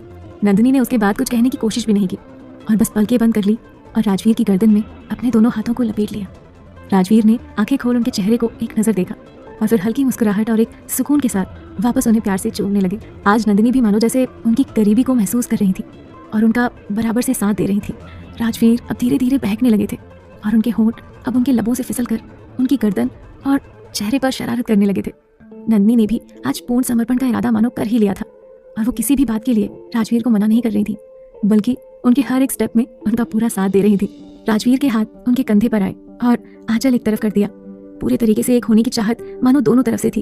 अचानक से राजवीर एकदम से नंदिनी से दूर हो गए तो नंदिनी ने आंखें खोल दी और गुलाबी होती आंखों ने उन्हें देखा। राजवीर उन्हें ही देख रहे थे। नंदिनी की नजरें झुक गई। राजवीर एकदम से उनके पास से हटने लगे कि तभी नंदिनी ने उनका हाथ पकड़ लिया। राजवीर ने पलटकर देखा। क्या हुआ राजकुमार, नंदिनी धीमे से बोली। क्षमा कीजिएगा, शायद हम खुद पर काबू नहीं कर पा रहे आज, आप तैयार हो जाइए, हम जाते हैं, राजवीर ने कहा और हटने लगे। पर नंदिनी ने उनका हाथ नहीं छोड़ा तो राजवीर ने उनके गाल से हाथ लगाया। क्या हुआ, क्या सोचने लगी आप, हाथ छोड़िए, राजवीर एकदम से सॉफ्टली बोले। अगर आप खुद को काबू नहीं कर पा रहे हैं तो आपको काबू करने की आवश्यकता ही क्या है, हम पत्नी है आपकी। और कहते कहते नंदिनी रुक गई। और क्या, राजवीर ने उनकी आंखों में झांका। और हमें कोई आपत्ति नहीं, नंदिनी धीमे से बोली और एकदम से उठकर उनके सीने से लग गई। राजवीर के चेहरे की मुस्कुराहट बढ़ गई और उनकी हथेलियां नंदिनी की पीठ पर कस गई। तो इसका मतलब कि हम आपके हृदय में स्थान बनाने में कामयाब हुए ना। नहीं जानते हम राजकुमार, सिवाय इस बात के कि आपका साथ सुकून देता है, आपकी करीबी राहत देती है, नंदिनी ने कहा। सच कह रही हैं आप, उन्होंने नंदिनी को वापस से बिस्तर पर लिटाया। आपसे झूठ हम कभी नहीं कहते, नंदिनी ने कहा। राजवीर के चेहरे की चमक बढ़ गई और जैसे ही उनके ऊपर झुके कि दरवाजे पर आहट हुई। राजवीर की आंखें बंद हो गई और चेहरे पर एक तनाव आया। अगले ही पल उन्होंने खुद को नॉर्मल कर लिया और नंदिनी की तरफ देखा और उनका आंचल उठाकर उनके कंधे पर रख दिया। हम देखते हैं कौन है, राजवीर बोले और उस मास्टर बेडरूम से निकलकर इस रूम से अटैच कॉरिडोर में आए और फिर बाहर का दरवाजा खोला तो बाहर एक सेविका खड़ी हुई थी। क्या हुआ, राजवीर ने सपाट लहजे में पूछा। क्षमा चाहते हैं महाराज, किंतु महारानी और महाराज ने आपको बुलाया है और साथ ही छोटी रानी को भी बुलाया है। कोई विशेष कारण, राजवीर बोले। अब वो छोटी रानी साहिब के माता पिता वापस जा रहे हैं तो शायद रानी साहिब को भी मायके ले जाना चाहते हैं पगफेरे के लिए, दासी ने कहा। ठीक है, आप चलिए, हम आते हैं, राजवीर बोले और वापस कमरे में आए तो देखा नंदिनी उन्हीं के इंतजार में खड़ी हुई है। राजवीर हल्का सा मुस्कुराए और उनके गाल से हाथ लगाया। लगता है अभी हमारे संगम का समय नहीं आया, चलिए, माँ साहब और बाबा साहब ने याद किया है, तैयार हो जाइए, फिर हम उनके पास चलते हैं, राजवीर ने कहा तो नंदिनी ने उनकी तरफ देखा और उदासी से बाथरूम की तरफ बढ़ने लगी और अगले ही पल राजवीर ने उनका हाथ पकड़ के अपनी तरफ खींचा और सीने से लगा लिया। Thank you Nandu, thank you so much, आज आपने हमारा दिल खुश कर दिया, आपने अपनी तरफ से स्वीकृति देकर आज हमें सारे अधिकार दे दिए और जो अब हमारा है उसको पाने के लिए हमें ना कोई जल्दबाजी है और ना ही उतावलापन, इसीलिए अपने मन पर कोई बोझ मत रखिएगा, तैयार हो जाइए, चलते हैं, राजवीर ने कहा और थोड़ी देर में दोनों तैयार होकर महाराज और महारानी जिस रूम में रुके हैं उस रूम में पहुंचे। वहां पर पहले ही महाराज सूर्यदेव, नैना और नैना की माँ उपस्थित थी। प्रणाम बाबा साहेब, आपने बुलाया हमें? राजवीर ने महाराज को प्रणाम करते हुए कहा। हाँ बैठिए, महाराज ने कहा तो राजवीर उनके पास बैठ गए। तो वहीं नैना ने नंदिनी की तरफ देखा, जिसके चेहरे पर एक अलग ही गुलाबी रंगत बिखरी हुई थी। नैना ने नंदिनी का हाथ पकड़ा और उसी कमरे के अंदर दूसरे कमरे में चले गए। ये एक शाही होटल था जिसमें कुछ शाही कमरे थे जो कि अपने आप में एक फ्लैट जैसे थे। नंदिनी को जाते देख महाराज सूर्यदेव की महारानी से भी रुका नहीं गया और वो भी कुछ पलों में उसके पीछे पीछे आ गई। कहिए बाबा साहेब, राजवीर ने महाराज की तरफ देखकर कहा। जब से नंदिनी और आपका विवाह हुआ है, नंदिनी एक बार भी अपने मायके नहीं गई है। कहना चाहिए कि उनके पग फेरे की रस्म अभी तक नहीं हुई है। महाराज सूर्यदेव और महारानी चाहते हैं कि वो इस समय नंदिनी को लेकर जाए। 1-2 दिन बाद आप उन्हें वापस ले आइएगा। लेकिन बाबा साहेब, राजवीर ने कहना चाहा तो महाराज ने उनकी बात बीच में ही काट दी। रस्में हैं राजवीर, और हम नहीं चाहते कि कोई भी रस्म अधूरी रहे। 1-2 दिन की बात है, आप जल्दी से जाकर उन्हें ले आइएगा। महाराज ने कहा तो राजवीर ने गर्दन हिला दी, पर उनका मन नहीं मान रहा था। उधर महारानी उस कमरे के बाहर आकर खड़ी हो गई जहां नैना और नंदिनी थे। क्या बात है, चेहरा तो खूब खिला खिला लग रहा है। लगता है कि कल रात प्यार बरसाया है राजकुमार राजवीर ने, नैना ने उन्हें छेड़ते हुए कहा और उनकी गर्दन पर हाथ लगाया जहां पर गहरी लालिमा लिए एक निशान था। नहीं तो ऐसा कुछ नहीं है। तो नंदिनी ने उस जगह पर हाथ फिराया और कहा, दिख रहा है वो तो? नहीं, ऐसा कुछ नहीं है, नंदिनी बोली। तो नैना ने उस जगह पर हाथ फिराया और कहा, अच्छा दिख तो रहा है सब। नैना हंसकर बोली तो नंदिनी ने उधर देखा और अपनी आंखें भींच ली। नहीं, सच कह रहे हैं, ऐसा कुछ नहीं है, ये तो बस यूं ही। नंदिनी गुलाबी होते गालों के साथ बोली, अरे तो इसमें शर्माने वाली कौन सी बात है, और इतना झिझक क्यों रही हो? पति पत्नी है आप दोनों, ये सब तो नॉर्मल है। नैना ने कहा, नहीं नैना, अभी हम दोनों के बीच ऐसा कुछ नहीं है। हाँ, पर हमने अब सोच लिया है कि हम स्वीकृति दे देंगे उन्हें। बहुत अच्छे हैं राजकुमार राजवीर, हमारा बहुत ख्याल रखते हैं, बहुत चाहते हैं हमें। अब हम उनके साथ और अन्याय नहीं कर सकते और उन्हें खुद से दूर भी नहीं रख सकते, इसीलिए हमने अपनी तरफ से स्वीकृति दे दी है, नंदिनी ने कहा। और फिर नैना के साथ बात करने लगी और उन्हें सारी बातें बताई। बाहर खड़ी महारानी उनकी बातें सुन रही थी और उनके चेहरे पर अजीब से भाव आ रहे थे। उन्होंने पलटकर देखा कि तभी महारानी सुलोचना पर नजर गई, जो कि उनके ठीक पीछे खड़ी हुई। उन्होंने पलटकर देखा तो वही महारानी सुलोचना पर नजर गई, जो उनके ठीक पीछे खड़ी हुई थी, और उसी के साथ नैना की मां के चेहरे का रंग सफेद पड़ गया। आप यहाँ क्या कर रही हैं महारानी? बाहर पगफेरे की बातें चल रही हैं और आप यहाँ? महारानी सुलोचना ने गहरी आंखों से महारानी को देखा। कुछ खास नहीं, हम बस देखने आए थे कि नैना और नंदिनी तैयार हुए कि नहीं, क्योंकि हमें भी जाने की तैयारियां करनी है ना। दोनों को बातें करते सुना तो सोचा कि बेवजह उनकी बातों पर खलल डालेंगे, इस वजह से यहीं रुक गए। नैना की माँ बोली, बस इतनी ही बात है? महारानी सुलोचना ने वापस से सवाल किया। और क्या बात होगी, आपको क्या लगा? नैना की माँ भी अब ताव में आकर बोली, नहीं कुछ नहीं, बस यूं ही हमें लगा, हम तो बस यही चाहते थे कि बच्चे खुश रहें, और आप भी तो यही चाहती है ना, बस आशीर्वाद बनाए रखिएगा। सुलोचना ने मुस्कुराकर कहा, जी बाकी हमारी अमानत है अब नंदिनी, हमारी पुत्रवधू, हमारे पुत्र राजवीर की व्याता पत्नी, तो पुत्री और हमारी पुत्रवधू के अधिकार से लेकर जाइएगा और वैसा ही सम्मान दीजिएगा। साथ ही निवेदन है आपसे, उनका पूरा ख्याल रखिएगा। जल्दी ही राजवीर को भेज देंगे उन्हें वापस लाने के लिए, महारानी सुलोचना ने कहा, और उसी के साथ विदाई की तैयारी शुरू हो गई। राजवीर नंदिनी से बात करना चाहते थे पर उन्हें बात करने का मौका ही नहीं मिला। नंदिनी चलिए उस वाले रूम में चलते हैं, आपका कुछ सामान है, आपको दे देते हैं हम, राजवीर ने कहा। अरे 2 दिन में ही तो वापस आना है, ऐसा भी क्या सामान है नंदिनी का? सारा सामान वहाँ भी मौजूद है, कोई परेशानी नहीं आएगी आपकी रानी साहिबा को, नैना की माँ बोली। वहाँ पर जो भी सामान है इनका पुराना है, उससे अब इनका कोई लेना देना नहीं है, इसीलिए नंदिनी उस सामान उन कपड़ों का उपयोग नहीं करेगी, राजवीर ने कहा। और उनकी बातों को अनदेखा कर नंदिनी का हाथ पकड़ के रूम में चले गए। नैना की माँ के चेहरे पर गुस्से के भाव आ गए। महारानी सुलोचना ने भी एक नजर उनके बदलते भाव को देखा, पर अभी उनके हाथ में कुछ भी नहीं था। क्या हुआ राजकुमार, आप हमें इस तरीके से सबके बीच से क्यों ले आए? सब क्या सोच रहे होंगे? नंदिनी ने रूम में आते ही सवाल किया। जो मर्जी सोचे, राजवीर बोले, और बिना समय गवाए तुरंत उन्हें अपने सीने से लगा लिया। सिर्फ रस्म है, इस वजह से आपको जाने दे रहे हैं, वरना आप जानती हैं आपको हम एक पल के लिए भी खुद की आंखों से दूर नहीं देख सकते, राजवीर बोले। इतना परेशान क्यों हो रहे हैं आप? हम बचपन से वहीं तो रहते आए हैं और आ ही रहे हैं ना आप हमें लेने, नंदिनी उन्हें समझाते हुए बोली। बिल्कुल, हम जल्दी ही आएंगे आपको लेने, लेकिन तब तक आपसे एक बात कहना चाहते हैं, उस पर ध्यान दीजिएगा, राजवीर ने उनके चेहरे से हाथ लगाकर कहा। तो नंदिनी ने उनकी आंखों में झांका। जो पुराना था वो पीछे छूट गया है नंदिनी, और उसका साया भी अब हमारी जिंदगी में नहीं पड़ सकता। किसी की भी गलत बात को न सुनिएगा और न स्वीकार कीजिएगा, और दिल पे तो बिल्कुल भी मत लगाइएगा। एक बात याद रखिएगा कि हम आपको बहुत प्यार करते हैं, और सिर्फ हम ही नहीं, हमारी माँ साहिब, हमारा पूरा परिवार आपको बहुत चाहता है नंदिनी, इसीलिए अपने मन में कुछ भी नकारात्मक बात नहीं लाइएगा। किसी की भी गलत बात को न सुनिएगा न मानिएगा, समझे आप? राजवीर ने समझाया। जी राजकुमार, हम ध्यान रखेंगे, नंदिनी बोली। तभी दरवाजे पर दस्तक हुई। कौन है? राजवीर ने पूछा। भाई साहब हम हैं, सभी तैयारियां हो चुकी हैं, बड़े बाबा साहब ने भाभी साहब को बुलाने के लिए कहा है। शिवा की आवाज आई तो राजवीर ने वापस से नंदिनी को सीने से लगा लिया और उनके माथे पर किस कर लिया। हम आपको बहुत मिस करेंगे, राजवीर बोले। हम आपकी प्रतीक्षा करेंगे, नंदिनी ने उनके सीने से सर टिकाकर कहा। हम जल्दी ही आएंगे, राजवीर बोले, और फिर नंदिनी को लेकर बाहर आए। थोड़ी देर में महाराज सूर्यदेव, नैना और उनकी माँ नंदिनी को लेकर अपने शहर निकल गए। महाराज दिग्विजय भी अपने परिवार के साथ वापस अपने महल पहुंच गए। राजवीर के चेहरे पर अभी भी कुछ परेशानी सी थी, तो सुलोचना उनके पास आई। क्या हुआ, इतना परेशान क्यों हो रहे हैं आप? 1-2 दिन की ही तो बात है, ये सब तो चलता रहेगा। उन्हें इस तरीके से कैद करके तो नहीं रख सकते ना हम यहाँ पर। सुलोचना ने मुस्कुराकर कहा, नहीं माँ साहिब, हमें इस बात की चिंता नहीं है, और ना हम ये चाहते हैं कि वे कहीं बाहर ना जाए। वो जहाँ जाना चाहे वहाँ जा सकती है। बस उस महल में न जाने क्यों एक मनहूसियत सी महसूस होती है। ऐसा लगता है कि वहाँ जाते ही नंदिनी फिर से वही तनाव, वही तकलीफ को महसूस करने लगेगी, जिससे इतनी मुश्किल से हम उन्हें बाहर निकाल रहे हैं। कहीं आपका डर राजकुमार अनंत की यादों और उस महल में उनके अस्तित्व को लेकर तो नहीं? आपको ऐसा तो नहीं लगता कि वहाँ जाने से अनंत की यादें और व्यक्तित्व उस पर फिर से हावी हो जाएगा? सुलोचना ने उनका मन टटोलना चाहा। शायद बहुत मुश्किल के बाद हम उनके हृदय में जगह बना पाए हैं, और अब किसी कीमत पर उन्हें फिर से नहीं खो सकते। राजवीर ने अपने मन की बात कही। अपने प्रेम पर विश्वास रखिए।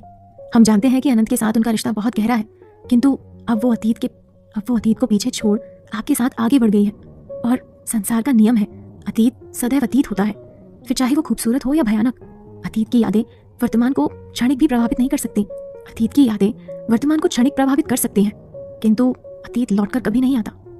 और एक स्त्री जब एक बंधन छोड़ आगे बढ़ जाती है, जब पुराने समय को भुला के नए समय का दामन थाम लेती है, फिर कभी पुराने समय को अपने आज पर हावी नहीं होने देती, ना अतीत के कारण अपने वर्तमान को प्रभावित होने देती है। सुलोचना ने समझाया। जी माँ साहब, हम समझ रहे हैं आपकी बात, पर फिक्र तो होती है ना। उस पर नैना की मासा का व्यवहार हमारी तो समझ के परे है।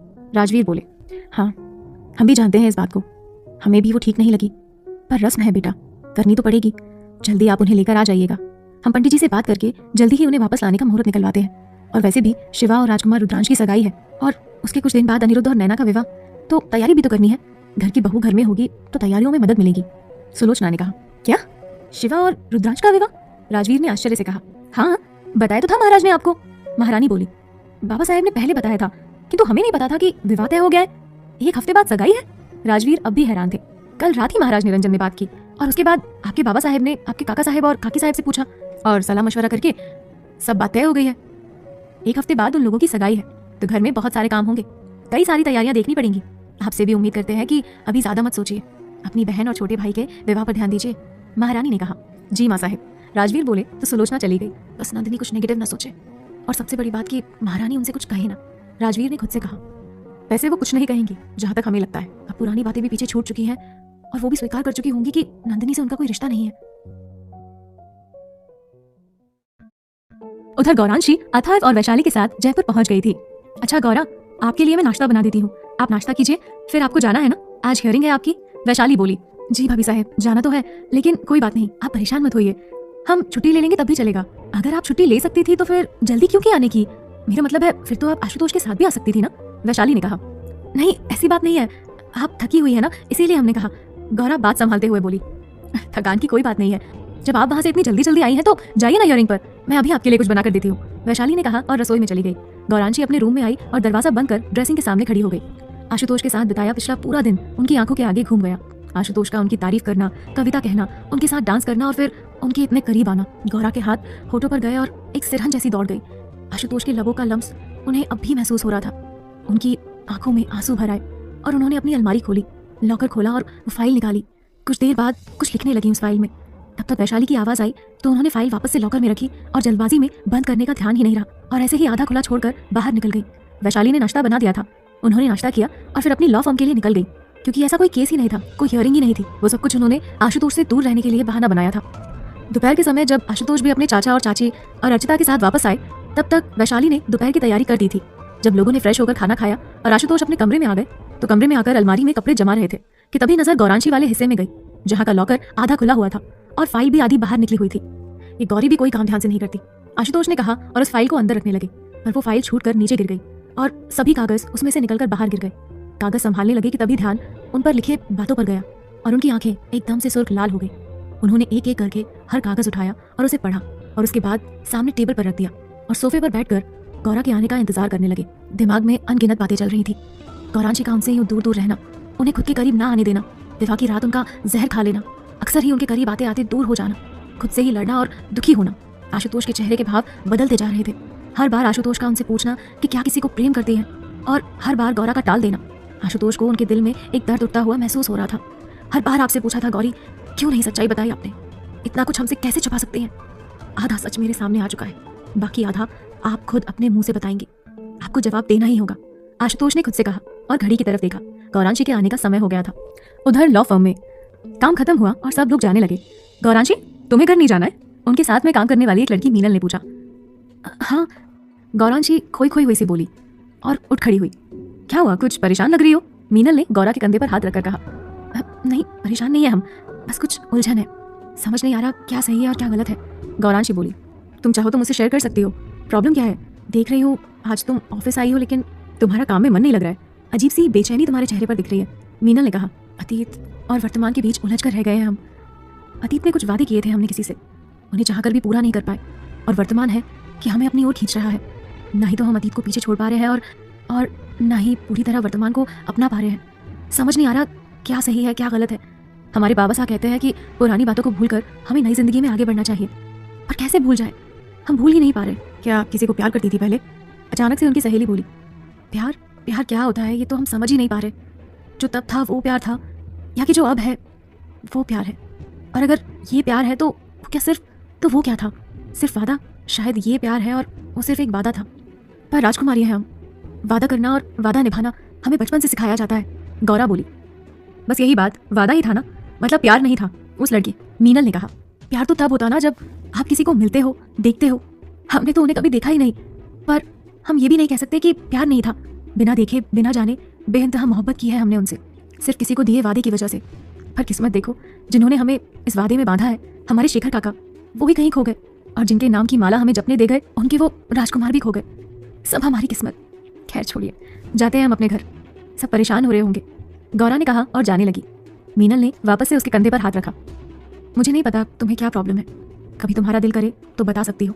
बस इतना जानती हूँ कि अतीत हमेशा अतीत रहता है, और गौरांशी, हमें वर्तमान में जीना पड़ता है। अतीत चाहे कितना भी खूबसूरत क्यों ना हो, वो गुजर जाता है और फिर लौट कर नहीं आता, और वर्तमान जैसा भी हो हमारा आज होता है, और उसे खुले दिल से स्वीकार करना चाहिए। मीनल ने कहा तो गौरा ने उसकी तरफ देखा। 1 साल हो गया मेरे पहले पति का एक्सीडेंट हुए, उनका देहांत हो चुका है। बहुत अच्छे थे वो, बहुत प्यार करते थे मुझसे, पर वही बात, आज वो मेरा अतीत है।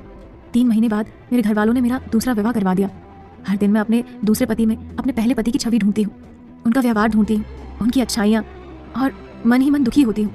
एक दिन मैंने पुरानी बातों को छोड़कर सिर्फ नए रिश्ते को समझने की कोशिश की और उन्हें स्वीकार करना शुरू किया। यकीन मानो, जिस दिन से मैंने उनकी तुलना करना छोड़ दिया, उस दिन से मुझे मेरे दूसरे पति ही सर्वश्रेष्ठ लगने लगे, और उनसे कब प्रेम हो गया मुझे पता ही नहीं चला। और आज हमारा खुशहाल जीवन है।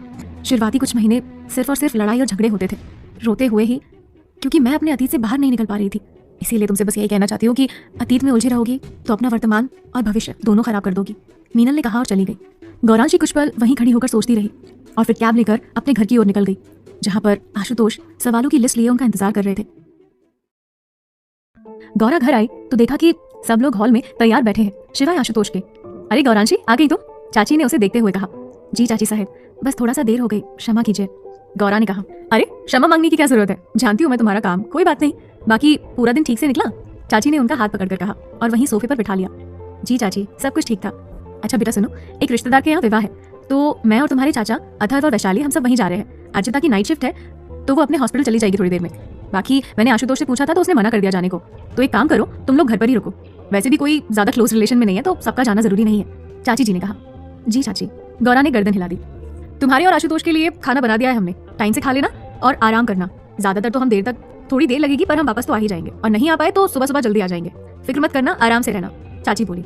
आप इतना परेशान क्यों हो रही हैं चाची, हम बना लेते ना भोजन। आप लोग तो वहाँ जा ही रहे थे, तो क्या हो गया, तुम अभी अभी आई हो ना, और अभी खाना भी बनाओगी। कोई बात नहीं, हमने बना दिया है तो फ्री रहो। अच्छा अब हम लोग जा रहे हैं, अपना और आशुतोष का ख्याल रखना, ओके? चाची ने कहा और वो लोग निकल गए। अर्चिता ने चाय की ट्रे लेकर जाकर गौरा के सामने कर दी, तो गौरांशी ने उसकी तरफ देखा। लीजिए भाभी, आपकी और भैया की चाय और नाश्ता। ये दरवाजा ध्यान से बंद कर लीजिएगा, मेरे हॉस्पिटल से कॉल आया था, इमरजेंसी है, मुझे जाना पड़ेगा, अर्चिता ने कहा और तुरंत निकल गई। गौरा ने दरवाजा बंद किया और थके कदमों से अपने कमरे की तरफ चल दी, क्योंकि उसकी हिम्मत ही नहीं हो रही थी आशुतोष का सामना करने की। एक दिन में बहुत कुछ बदल गया था और उस बदलाव को वो एक्सेप्ट नहीं कर पा रही थी। वो नहीं समझ पा रही थी कि जो हुआ वो सही हुआ या गलत, पर जो भी हो वो अभी इस समय आशुतोष का सामना करने की हालत में नहीं थी। पर मजबूरी ये थी कि अब घर में सिर्फ वही दोनों थे, और उन्हें आशुतोष का ख्याल रखने के लिए चाची बोल कर गई थी। और आखिर कब तक वो आशुतोष का सामना नहीं करती, तो उन्होंने गहरी सांस ली और हिम्मत करके अपने कमरे की तरफ चल दी। दरवाजा हल्का खुला हुआ था तो गौरा अंदर आ गई। आपकी चाय प्रोफेसर साहब, गौरा ने कहा, और जैसे ही आशुतोष की तरफ देखा एकदम से कांप गई। आशुतोष की आंखों में गहरी सुर्खी छाई हुई थी। गौरा को समझ नहीं आया कि क्या हुआ। तभी नजर टेबल पर रखी अपनी फाइल और उन सारे कागजों पर गई जिनमें वो लिखती रहती थी, और इसी के साथ उनके हाथों से ट्रे छूट गई और वो एकदम से नीचे गिर गई। उनका शरीर एकदम से कांप गया और चेहरा लाल हो गया। उनकी नजर झुक गई। उन्होंने आशुतोष से नजर नहीं मिलाई और चुपचाप अपने कबर्ड की तरफ बढ़ने लगी। आपने मुझसे झूठ क्यों कहा गौरी? तभी आशुतोष की गहरी आवाज उनके कानों में पड़ी और उनके कदम वहीं रुक गए और आंखें एकदम से बंद हो गई। उन्होंने अपनी दोनों मुट्ठियां बंद की और जवाब देने की हिम्मत की। तभी उन्होंने आशुतोष की आवाज अपने बिल्कुल पास में सुनी। आपसे कितनी बार पूछा था गौरी, कितनी बार पूछा था कि आप किसी से प्यार तो नहीं करती, आपकी जिंदगी में कोई और तो नहीं? क्यों धोखा दिया आपने मुझे? क्यों मेरे साथ इतना बड़ा धोखा किया आपने? कहा था मैंने आपसे कि मुझे झूठ बर्दाश्त नहीं है, धोखा बर्दाश्त नहीं है मुझे। क्यों नहीं बताया आपने कि आप किसी और से प्यार करती थी और शायद आज भी करती है? आशुतोष उनके ठीक सामने खड़े हुए थे और उनके चेहरे पर सख्ती आ गई थी और आंखें गहरी लाल हो गई थी। गौरा ने नजर उठाकर उनकी तरफ देखा और इस तरीके से उन्हें देख एकदम से डर के 2 कदम पीछे हो गई। गौरा ने कुछ कहना चाहा कि तभी आशुतोष ने उनके कंधे पकड़ लिए। आपको इस तरीके से मेरे इमोशन के साथ खेलने का अधिकार नहीं था। अगर आपने मुझसे कह दिया होता कि आप किसी और से प्रेम करती हैं तो शायद आपकी तरफ कभी कदम नहीं बढ़ाता मैं। मेरे भी कुछ उसूल है मेरी जिंदगी में, मैं कैसे भी करता पर आपको आजाद कर देता इस रिश्ते से जो कि आपके लिए एक बोझ है। पर जब आपने बार बार कहा कि आपकी जिंदगी में कोई नहीं है तो मुझे लगा कि शायद आप इसीलिए मेरे साथ सहज नहीं है क्योंकि आप एक राजकुमारी हैं और आपका विवाह एक सामान्य परिवार के सामान्य लड़के से हुआ है। हमारी बात सुनिए प्रोफेसर साहब, हमारी बात तो सुनिए। गौरा ने कहना चाहा। सुनी तो रहा हूँ गौरी, सिर्फ आपकी बात ही तो सुन रहा हूँ, सिर्फ आपको समझने की कोशिश कर रहा हूँ मैं। आपने जो बोला मैंने माना, आप जो कुछ कहती गई मैं मानता गया। नहीं पता था कि सिर्फ झूठ बोल रही है, सिर्फ धोखा दे रही है मुझे। ऐसी कोई बात नहीं है प्रोफेसर साहब, आप मुझे गलत समझ रहे हैं। गौरा की आवाज भर्रा उठी। अब तक आपको गलत ही तो समझ रहा था, सोच रहा था कि राजकुमारी का अहंकार बीच में आ रहा है और इसीलिए शायद आप मुझे अपना नहीं पा रही हैं। शायद इतने बड़े परिवार से है इसीलिए इस परिवार में एडजस्ट नहीं हो पा रही हैं। कभी सपने में भी नहीं सोचा था कि ये सच मेरे सामने इस तरीके से आएगा।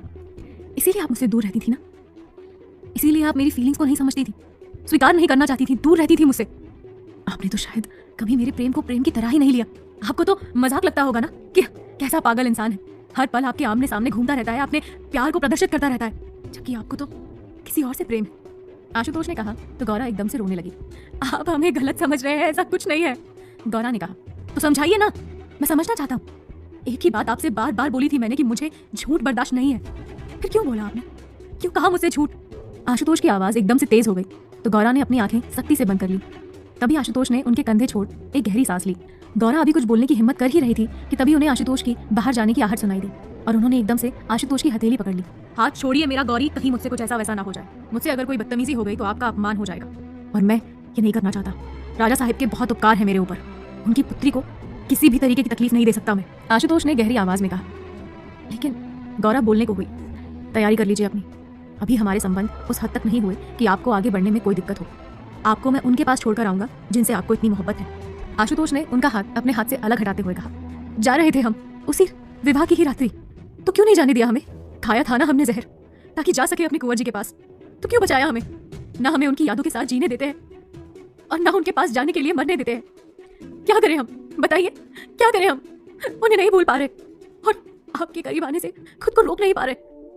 ले जाइए हमें उनके पास, भेज दीजिए हमें, घोट दीजिए हमारा गला ताकि हम मुक्त हो जाए हर बंधन से और इस वचन से। गौरा एकदम बिखर के दुखी होकर बोली तो आशुतोष ने आश्चर्य से उनकी तरफ देखा। क्या क्या मतलब है आपका, क्या कहना चाहती हैं आप? आशुतोष ने उनकी तरफ देखा। सब कहते हैं ना कि राजकुमारी हैं हम, किस्मत वाले हैं, सब झूठ है। हमसे बड़ा बदकिस्मत तो शायद ही कोई होगा।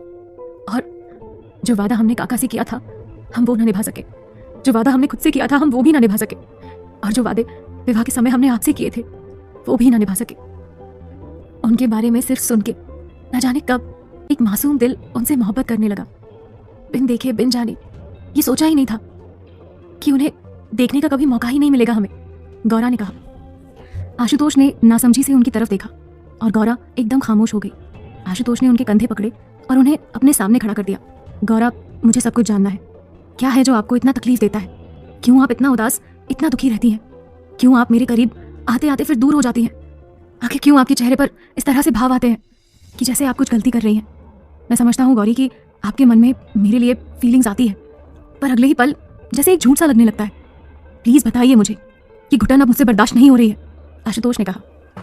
कई बार ऐसी चीजें होती हैं प्रोफेसर साहब जो दिखाई कुछ और देती हैं और होती कुछ और है। आप भी हमें नहीं समझना चाहते, जैसे हमारा पूरा परिवार हमें नहीं समझता। हमारे बाबा साहेब ने हमें कभी नहीं समझा और आप भी हमें गलत समझ रहे हैं। एक बार तो हमें कोई समझने की कोशिश कीजिए। गौरा ने दुखी होकर कहा तो आशुतोष ने उनकी तरफ देखा। रो रोकर चेहरा लाल हो गया था। क्या समझूं मैं, कैसे समझूं जब आप कुछ बताना ही नहीं चाहती? लेकिन मुझे सारा सच जानना है। ये आपके लिखे पत्र, आपके लिखे डायरी, आपके लिखे लेटर्स ने सब कुछ तो बता दिया है कि आपके जीवन में कोई और है जिसे आप चाहती हैं, और वो भी आज से नहीं, न जाने कब से। और आप उनके वापस आने की प्रतीक्षा कर रही थी कि तभी आपका विवाह मुझसे करा दिया गया, वो भी आपकी बिना मर्जी के। आशुतोष ने कहा आपको जो सोचना है, जो समझना है समझिए। गौरा ने कहा और टेबल पर से सारे कागज उठाकर अपने कबर्ड में जाकर रख दिए और एकदम से बाहर जाने लगी। आशुतोष ने उनका हाथ खींचा और उन्हें अपने सीने से लगा लिया। वो समझ रहे थे कि गौरा के दिल में बहुत दर्द है। कह दीजिए गौरा, जो भी आपके दिल में है, मैं पूरा सच जानना चाहता हूँ। और विश्वास कीजिए, मैं आपको गलत नहीं समझूंगा, क्योंकि किसी को प्यार करना गलत नहीं है। मैं तो खुद आपको न जाने कब से चाहता हूँ। बता दीजिए, आज सारा सच बता दीजिए, खोल दीजिए अपने दिल को मेरे सामने, और यकीन मानिए आपको भी अच्छा लगेगा। शायद मेरे मन को भी तसल्ली हो जाएगी, क्योंकि इसमें जितने भी कागज हैं वो सब आपके लिखे हुए हैं। सामने वाले का नाम तक नहीं है और ना ही उनका कोई पत्र है। आशुतोष ने कहा तो गौरा ने उनके सीने से सर निकालकर उनकी तरफ उनकी आंखों में देखा। विश्वास करेंगे आप हमारा? गौरांशी ने कहा तो आशुतोष ने उनके माथे पर अपने होंठ रख दिए। आपके सर पर हाथ रख के सौगंध खाता हूँ, आपकी हर बात पर विश्वास करूंगा और आपको इस तकलीफ से बाहर निकालने की पूरी कोशिश करूंगा। आशुतोष बोले। गौरा भरी आंखों से उन्हें देख रही थी। विश्वास नहीं है क्या आपको मुझ पर? आशुतोष ने कहा विश्वास तो हमें हमारी किस्मत पर भी नहीं है प्रोफेसर साहब। जब हम उनकी यादों के करीब जाना चाहते थे, तब आप ना चाहते हुए भी हमारी जिंदगी में शामिल हो गए। एक अभिन्न हिस्सा बन गए आप हमारी जिंदगी का। और जब हमने सोच लिया था कि हम अतीत को भुलाकर आपके साथ आगे बढ़ेंगे, तो आप हमें गलत समझ रहे हैं। गौरांशी ने दुखी होकर कहा मैं कह रहा हूं मैं गलत नहीं समझूंगा। आप बताइए तो कि प्रॉब्लम क्या है, कि जिससे आप इतना, और कौन है ये जिससे आप इतना प्रेम करती हैं? कहाँ का राजकुमार है? प्लीज बताइए मुझे। आशुतोष ने उन्हें अपने साथ सोफे पर बिठाकर उनका हाथ थामकर कहा। गौरांशी ने उन्हें देखा और फिर उनके कंधे से सिर टिका लिया। जिंदगी आसान क्यों नहीं होती प्रोफेसर साहब? क्यों जो हम चाहते हैं वो नहीं होता, और जो हम नहीं चाहते वो हो जाता है? क्यों जिंदगी पल पल हमें दोराहे पर खड़ा कर देती है? चीजें सिंपल भी तो हो सकती है ना, कि हर बार इम्तिहान देना आवश्यक होता है? गौरी ने धीमे से कहा। आशुतोष उनकी हालत और उनकी तकलीफ समझ रहे थे। उन्होंने उनका हाथ छोड़ा और उनके कंधे पर हाथ रख लिया।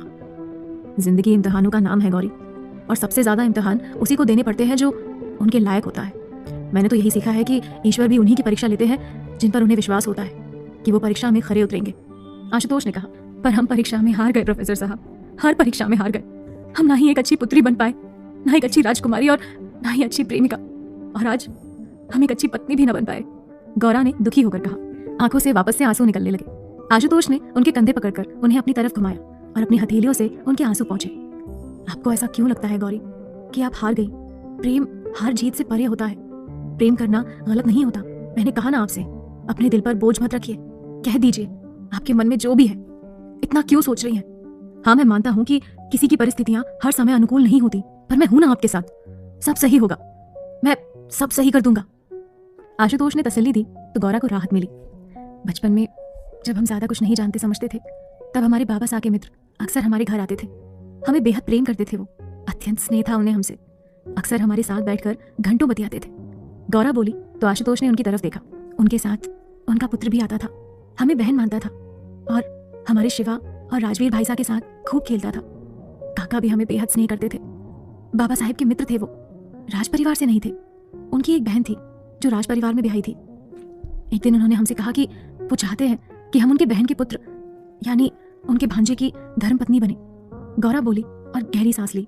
आशुतोष उनकी बातें सुनने लगे। उनकी बातें सुन हम मुस्कुरा उठे। पर काका साहब, अभी तो हम बहुत छोटे हैं, विवाह योग्य नहीं है। 14 साल की गौरा ने हंसकर कहा। पर हमने कहा कि अभी विवाह करो, बस तुमसे भविष्य के लिए बोल रहे हैं। काका ने प्यार से उनके सर पर हाथ रख के कहा। किंतु गौरा अभी भी असमंजस में थी। इतना क्यों सोच रही हो? लाखों में एक है हमारे कुंवर, एकदम लंबे, छरहरे, साफ रंग, लंबा चेहरा, लंबी सी नाक और बेहद आकर्षक व्यक्तित्व है उनका। काका ने कहा तो गौरा के गालों पर सुर्खी आ गई। उनकी कोई तस्वीर होगी? गौरा ने धीमे से कहा तो काका ने अपने सामान से निकालकर 1 फीट की पेंटिंग उन्हें दिखाई, जिसमें ज्यादा तो गौरा को समझ नहीं आया। बस एक 17-18 साल का लड़का राजसी परिधान पहने, सिर पर पगड़ी और कमर में कटार लिए खड़ा था। चेहरा साइड में था। इस तस्वीर में देख के तो हम उन्हें कभी सामने से पहचान ही नहीं पाएंगे काका साहब। अरे तो जब वो इंडिया आएंगे तब मिलवा देंगे आपको। अच्छा, तो ये यहाँ नहीं रहते आपके कुंवर? तभी हमें नहीं दिखे जब हम बुंदेला काका के महल गए थे। भोलेपन में गौरा ने कहा। हाँ, अभी ये कनाडा में है। हमारी बहन को इनके लिए बहुत डर लगता है। अब इकलौते हैं और उस राजवंश के वारिस हैं, तो इनकी माँ बहुत चिंतित रहती है। इसीलिए हमने इन्हें कनाडा भेज दिया। वहीं पर इनकी शिक्षा हो रही है और यहाँ से दूर वे सुरक्षित है। काका बोले। ठीक है काका, तो जब आएंगे तब उनसे हमारी मुलाकात करवा दीजिएगा। गौरा ने मुस्कुराकर कहा। मुलाकात तो हम करवा देंगे, पर वादा कीजिए कि जो हम आपसे मांग रहे हैं आप वो करेंगी। काका ने हथेली आगे कर कहा। किंतु आप अभी से इतना परेशान क्यों हैं? अभी तो बहुत समय है। समय का ही तो कोई भरोसा नहीं है, इसीलिए तो आपसे वादा चाहते हैं। आप में हमें वो सारे गुण दिखते हैं जो हमारे कुंवर की जीवन संगिनी में होने चाहिए, और फिर आपसे वचन सिर्फ इसीलिए मांग रहे हैं ताकि आपके जीवन में किसी का स्थान ना हो, वरना हम इंतजार करते रह जाएं और आप किसी और का हाथ थाम लें। काका ने हंसते हुए कहा। वरना हम इंतजार करते रह जाएं और आप किसी और का हाथ थाम लें। काका ने हंसते हुए कहा। राजकुमारी हैं हम, एक बार कह दिया ना तो जान दे देंगे, किंतु वचन नहीं तोड़ेंगे। आप निश्चिंत रहिए, हमने आपको वचन दिया है और इस वचन का हम मान रखेंगे। आपके कुंवर जब भी वापस आएंगे हम उन्हीं के साथ विवाह करेंगे। गौरा ने उनकी हथेली थाम कर कहा।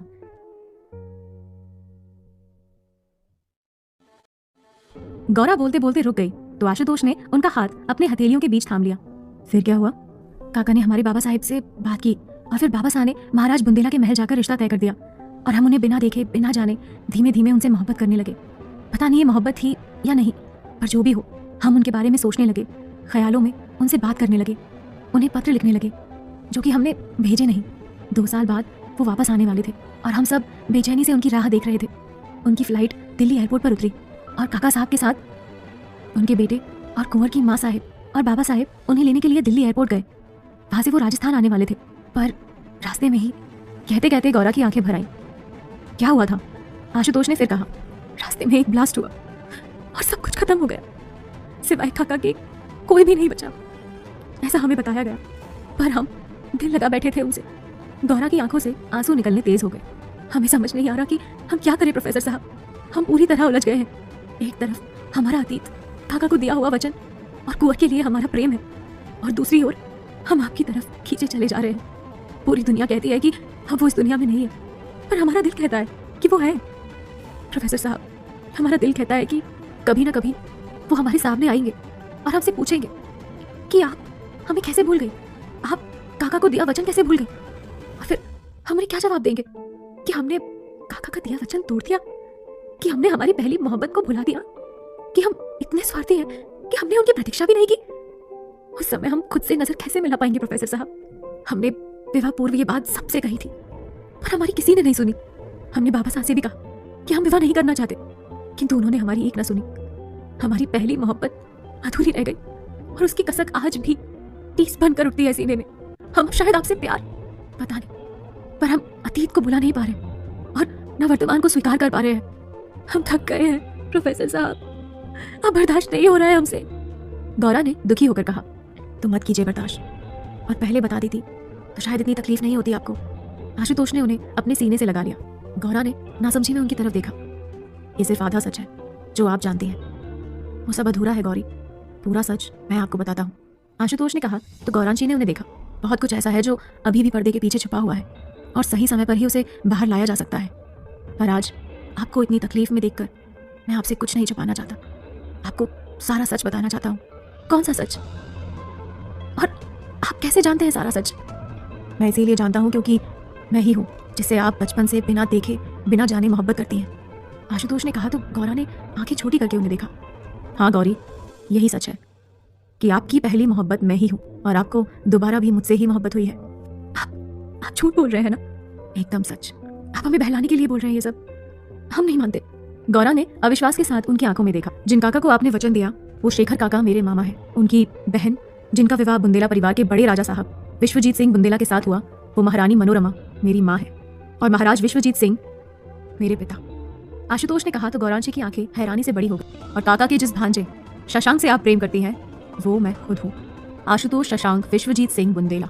आशुतोष ने उनकी आंखों में देखकर कहा, नहीं, हम नहीं मानते। क्या ये सच है प्रोफेसर साहब? हम ये मजाक सहन नहीं कर पाएंगे। गौरा ने भरी आंखों से और भारी आवाज में उनसे पूछा। तभी गौरा का फोन बज उठा और दोनों ने एक साथ फोन की तरफ देखा। बाबा साहब, और आप पूछ लीजिए अपने बाबा साहब से, क्योंकि मेरी सच्चाई वो जानते हैं। उन्हीं ने मुझे उस हादसे से बचाया। फिर हर नज़र से छिपा के रखा, और शायद इसीलिए उन्होंने हमारा विवाह आपसे कराया। आपने कोई वचन नहीं तोड़ा है। आशुतोष बोले तो गौरी ने कॉल पिक किया। हाँ गौरी, ठीक से पहुंच गई? सुबह जल्दी निकल गई थी, आपसे बात नहीं हो पाई थी। महाराज पूछ ही रहे थे कि गौरांशी बोल उठी। क्या प्रोफेसर साहब ही कुंवर शशांक है बाबा साहब? क्या? महाराज ने कहा तो आशुतोष ने गौरा के हाथ से फोन लेकर स्पीकर पर डाला। काका साहब, मैं गौरी को सच बता चुका हूँ, आप भी प्लीज मत छुपाइए। किंतु हमने आपको मना किया था कि आपका सच अभी किसी के समक्ष नहीं आना चाहिए। मैं गौरी को और तकलीफ में नहीं देख सकता काका साहब, आपके लिए खतरा हो सकता है शशांक। महाराज ने कहा तो गौरा ने भरी आंखों से आशुतोष को देखा। आप फिक्र मत कीजिए, कुछ नहीं होगा, आप है ना मेरे साथ। और फिर गौरी कोई पराई तो नहीं, मेरी पत्नी है, आपकी बेटी है, उससे कोई भी बात छुपाना सही नहीं है। बात यहाँ गौरा की नहीं हो रही है, बात यहाँ हो रही है उन लोगों की जो हम पर और आप पर नजरें जमाए हुए बैठे हैं। महाराज की हल्की नाराजगी वाली आवाज आई। जवाब दीजिए ना बाबा साहब, क्या प्रोफेसर साहब ही शशांक है? बस आप हाँ या ना बोल दीजिए और कुछ मत कहिए। हम नहीं चाहते कि उनके ऊपर किसी भी तरीके का कोई खतरा हो। गौरांशी ने भरी आवाज में कहा। ये सच है, आशुतोष ही कुंवर शशांक विश्वजीत सिंह बुंदेला है। और आज ये सुनकर मन में तसल्ली कर लीजिए, दोबारा आपकी जुबान पर यह सच नहीं आना चाहिए जब तक हम ना कहें, समझिए आप? महाराज ने कहा और कॉल कट कर दिया। गौरांशी ने भरी आंखों के साथ आशुतोष की तरफ देखा, जो कि होठों पर मुस्कुराहट लिए उन्हें देख रहे थे। गौरी की आंखों से निकलने वाले आंसू और भी तेज हो गए और उन्होंने अपने चेहरे को हथेलियों के बीच थामा और एकदम से भूमि पर बैठ और तेज रोने लगी। आशुतोष भी उनके पास बैठे और उनके हाथों को उनके चेहरे से अलग किया तो गौरांशी ने उनकी तरफ देखा। आशुतोष ने अपनी हथेलियों से उनके आंसू पहुंचे। अब तो आप सारा सच जान गई हैं गौरी, अब तो आपको मुझसे और ना ही खुद से कोई शिकायत है ना नाराजगी। आशुतोष भावुक होकर बोले। गौरा ने एक पल उन्हें देखा और एकदम से उनके गले लग गई और अपनी बाहों का घेरा उनकी पीठ पर कस दिया।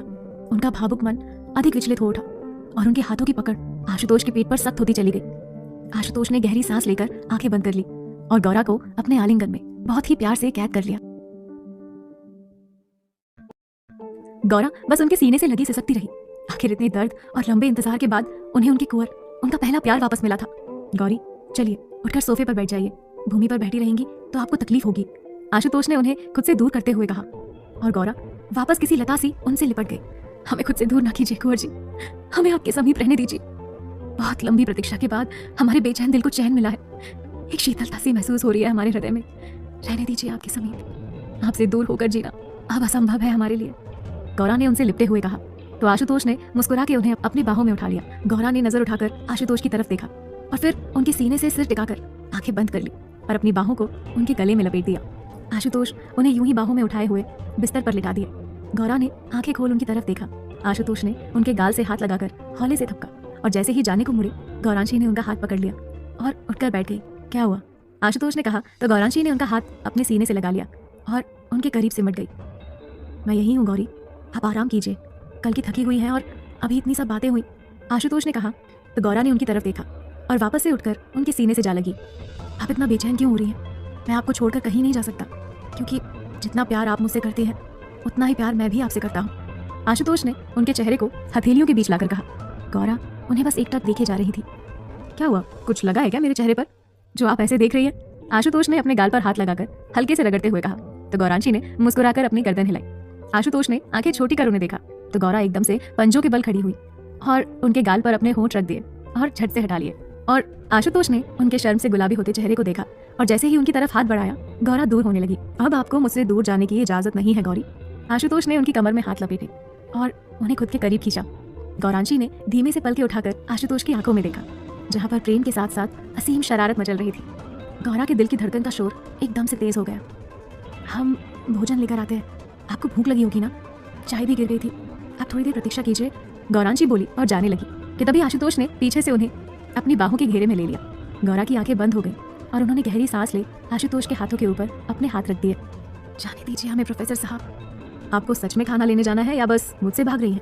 आशुतोष ने उनके कंधे पर अपना चेहरा टिकाकर धीमे से कहा। गौरांशी ने कोई जवाब नहीं दिया। इतने लंबे समय की प्रतीक्षा के बाद हम दोनों के बीच सब कुछ सही हुआ है। मैं आपको प्रेम करता हूँ और ये आप पहले दिन से जानती हैं, और अब जबकि मैं जानता हूँ कि आप भी मुझसे प्रेम करती हैं, वो भी आज से नहीं, न जाने कब से, फिर यूँ आपको खुद से दूर नहीं जाने, फिर आपको कैसे दूर जाने दूँ? आशुतोष ने धीमे से उनके कान पर अपने होंठ रगड़ते हुए कहा तो एक हल्की सी सिरहन गौरांशी को अपने जिस्म में महसूस हुई। आप जिंदगी है मेरी और हम एक दूजे के पूरक हैं। गौरा और आशुतोष ये तो सदैव ही एक दूजे के हैं और एक दूजे के ही रहेंगे। आपसे मैं बेहद मोहब्बत करता हूँ गौरी। आई लव यू।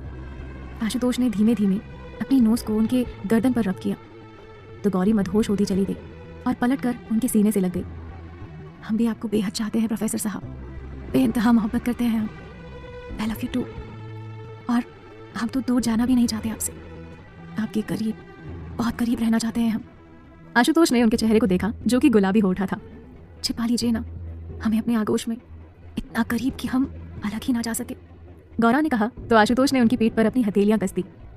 सच कहते हैं लोग, एक तरफा मोहब्बत आपको सुकून तो दे सकती है, पर पूर्णता का एहसास तभी होता है जब सामने वाला भी आपको प्यार करे। और आज आपके दिल में बसे प्रेम की शिद्दत हमें बहुत गहराई तक महसूस हो रही है। इतना प्रेम करती हैं आप मुझसे, आशुतोष ने कहा तो गौरांशी ने चेहरा ऊपर कर उन्हें देखा। आपको अंदाजा भी नहीं है प्रोफेसर साहब कि कितना प्रेम करते हैं हम आपको। अब जबकि हम जानते हैं कि आप हमारा पहला प्रेम भी हैं और आप हमारा आज का प्रेम भी हैं, तो आप सोच भी नहीं सकते कि हम कितनी ज़्यादा खुशी महसूस कर रहे हैं। ऐसा लग रहा है कि पाँव ज़मीन पर है ही नहीं हमारे, हम हवा में उड़ रहे हैं। गौरांशी खुश होकर बोली तो आशुतोष ने उन्हें कमर से पकड़ हवा में उठा लिया। आज आप सच में हवा में है गौरी। हाँ प्रोफेसर साहब, जहाँ आज तक हम सोचते रहे कि हमारी जितना बदनसीब कोई नहीं हो सकता, वहाँ आज हमें ऐसा लग रहा है कि हमसे ज़्यादा खुशनसीब कोई इस दुनिया में नहीं है। हमारी खुशनसीबी का तो कोई मुकाबला ही नहीं है। गौरा ने आशुतोष की आंखों में देखते हुए कहा। आशुतोष मुस्कुराकर उन्हें देख रहे थे। आपको नहीं पता प्रोफेसर साहब, हम कितनी विषम परिस्थितियों में उलझे हुए थे। आपसे हमें प्रेम हो गया था, आपके इसी रूप से हमें प्रेम था। चाहने लगे थे हम आपको, आपकी तरफ कदम बढ़ते जा रहे थे हमारे, लेकिन जब भी बढ़ते थे हम उन्हें खींच लिया करते थे, क्योंकि हम बंधे हुए थे इस वचन से, हम बंधे हुए थे हमारे अतीत से। हम मानते हैं कि हमने उन्हें कभी देखा नहीं था, उनका कोई अस्तित्व नहीं था, और हम उनसे सिर्फ एक तरफा प्रेम करते थे। और इसी उलझन में न जाने कितनी रातें हमने बेचैनी से काटी हैं। आप सो जाते थे पर हमारी नींद नहीं लगती थी, हमारे कदम आपकी तरफ बढ़ते थे और फिर हम खुद को पीछे खींच लेते थे, ये सोचकर कि हम गलत कर रहे हैं, हमें ऐसा नहीं करना चाहिए। हम कुमार शशांक के साथ धोखा नहीं कर सकते, बेवफाई नहीं कर सकते, हम शेखर काका को दिया हुआ वचन तोड़ नहीं सकते। और उस समय हमारे हृदय की जो पीड़ा होती थी उसका तो आप अंदाजा भी नहीं लगा सकते। गौरा ने कहा और फिर से उनकी आंखों में आंसू भर आए। क्यों नहीं लग सकता अंदाज? आपका दर्द, आपकी तकलीफ, आपकी फीलिंग्स अगर मैं नहीं समझूंगा तो कौन समझेगा? मैं समझता था, हर बार समझता था। आपको मेरा साथ अच्छा लगता था, आपको मेरा स्पर्श भाता था, पर वही बात कि हर बार आप आगे कदम बढ़ाकर पीछे कर लेती थी। मैं चाहकर भी कुछ नहीं कर पाता था। वादा जो किया था आपसे कि आपकी इच्छा के विरुद्ध आपके करीब कभी नहीं आऊंगा, इसीलिए कभी भी अपनी तरफ से आगे नहीं बढ़ पाया। सिर्फ अपने प्यार का एहसास अपनी बातों से कराता रहा।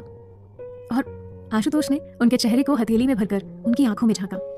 पर अब जबकि सब कुछ सही हो गया है, अब हमारे मन पर कोई बोझ नहीं है।